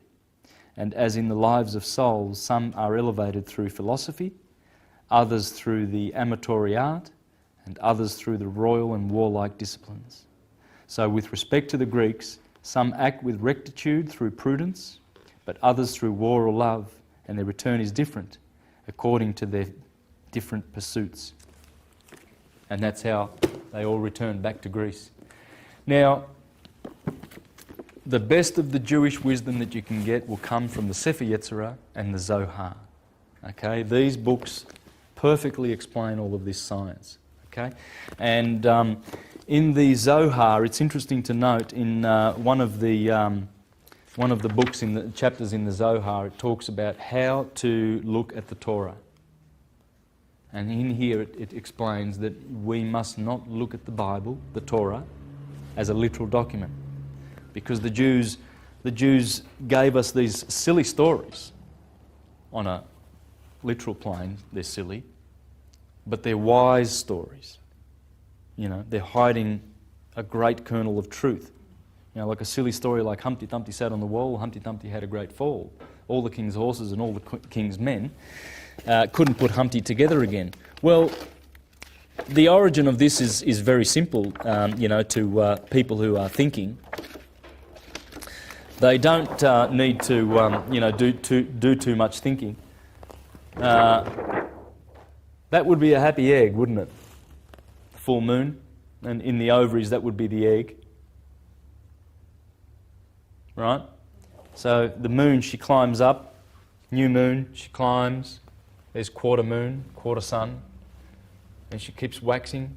And finally she gets into her kingdom. She's full and glowing. That's Mary Magdalene. That's Helen of Troy. This is Troy. This is Troy. Right? And when Humpty Dumpty falls off the wall, there's no king that can put it back together again. Because that corresponds to the menstruation cycle. That egg's a goner. Right? So you see, all of the characters are there. There's not one that is not there. And this is what they're saying in the Zohar. Woe to the human being who says that the Torah presents mere stories and ordinary words. If so, we could compose a Torah right now with ordinary words and better than all of them. In other words, he's saying there's more to it than just ordinary little stories that you can mock. You know, when you hear about Samson killing his 1,000 with an ox, and Jonah, being swallowed by a whale for 3 days, etc. You know, please don't laugh at us. Even Origen in the 2nd century, the Alexandrian Gnostic Christian, said, they're just stories. They are stories that hide a deeper truth. Josephus said it.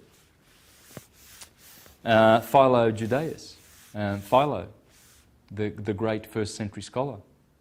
He said that everything in the Bible, in fact he wrote works called allegory, explaining the allegories in the Bible. The Apostle Paul in Galatians chapter 4 talks about the allegory of Sarah and Haggai. Because Sarah would be the moon, and the moon is the mother of spiritual Israel. Right? She would be Isis. But the earth, Hagar, she is the mother of the slaves, because the earthbound people are slaves, whereas spiritual ones that go to Sarah, you see. And where do you find Sarah? Well, she's on top of the mountain. That's the spiritual, our spiritual mother, you see. And when Moses climbs Mount Sinai, that's the mountain of sin, the mountain of the moon. Another word for moon is sin, and Sinai comes from that word. You see, it says, fools of the world look only at the garment, the story of the Torah. They know nothing more.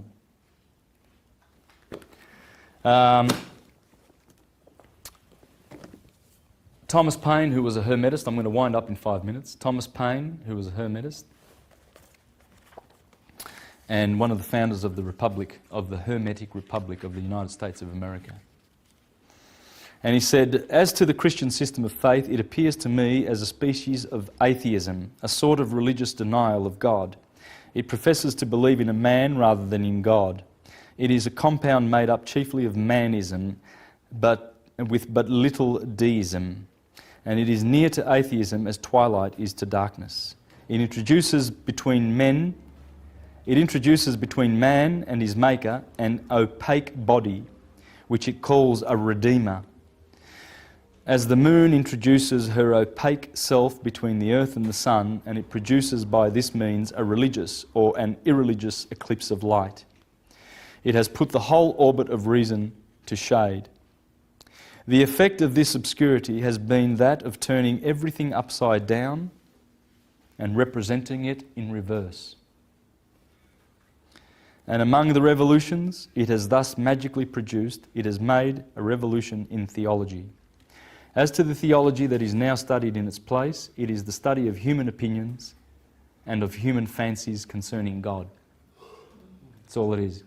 You go to church, you go to Jehovah's Witnesses, human opinions, buffoons. Go to the Mormons, same crap. Seventh-day Adventists, all of them. They've all got their patented version of the same rubbish lie from Rome. It is not the study of God himself in the works that he has made, but in the works or writings that man has made. That's what the churches are up to. Yeah. And it is not among the least of the mischiefs that the Christian system has done to the world that it has abandoned the original and beautiful system of theology, the Prisca Theologia. He knew it. And to make room for a hag of superstition. And you need to read what he says. He calls Christianity a dag on the spiritual evolution of the human race. A dag, like a sheep has a dag on its bum. That's what Christianity is. It's like a dag dragging us back into the world of superstition, killing scientists like Galileo Galilei and murdering prophets of this true wisdom. The age of ignorance commenced with the Christian system. But the Christian system laid all waste. And if we take our stand about the beginning of the 16th century, we look back through that long chasm to the time of the ancients, as over a vast sandy desert, in which not a shrub appears to intercept the vision to the fertile hills beyond. It is an inconsistency scarcely possible to be credited that anything should exist under the name of a religion that held it to be religious, to study and contemplate the structure of the universe that God made. So he's saying that Christianity has been opposed to the study of the universe, how God made it. It's been opposed. That's the enemy, Thomas Paine. That's what caused Teddy Roosevelt to call him a filthy little atheist 100 years later. Because, of course Teddy was a corporate buffoon who wouldn't know what an atheist is. He wouldn't know what Thomas Paine was anyway. He's just happy to vomit out his rubbish, like all of the rest who came subsequent to the period of 1871 when they founded the Corporation of the United States, which is not the Hermetic Republic, Constitutional Republic of the United States of America. You see, everywhere where Hermes goes, he brings liberation. He did so to the Waldenses and the Lollards and the Huguenots and the Socinians and the Collegiants and the Anabaptists, etc. How many organisations, the Bogomils, the Cathars, the Albigenses, the Jews in Spain that were persecuted through the Inquisition. That was 1,000 years ago. And then the Renaissance came and they squashed that with the Reformation and the Counter-Reformation. And then the Republic came and set itself up. And this is all Hermetic. But then the Vatican saw what was happening over in the new lands and it sent its banksters over to trick people. Andrew Jackson, the 7th President of the United States, says, "I killed the banks." Thomas Jefferson said, democracy is mob rule. We heard what Thomas Paine says. Thomas Paine also says that the Christian religion is a parody on the sun. I've got all those quotes. I've done them in other presentations. So these Hermetists tried to save the New World, but the Vatican came a-calling.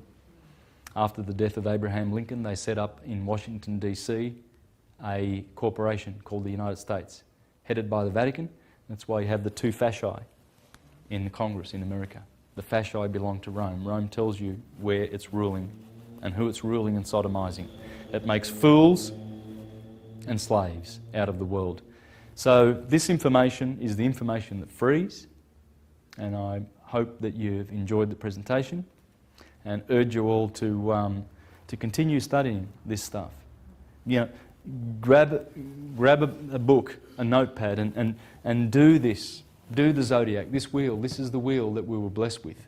That's why this is the most known symbol in the universe.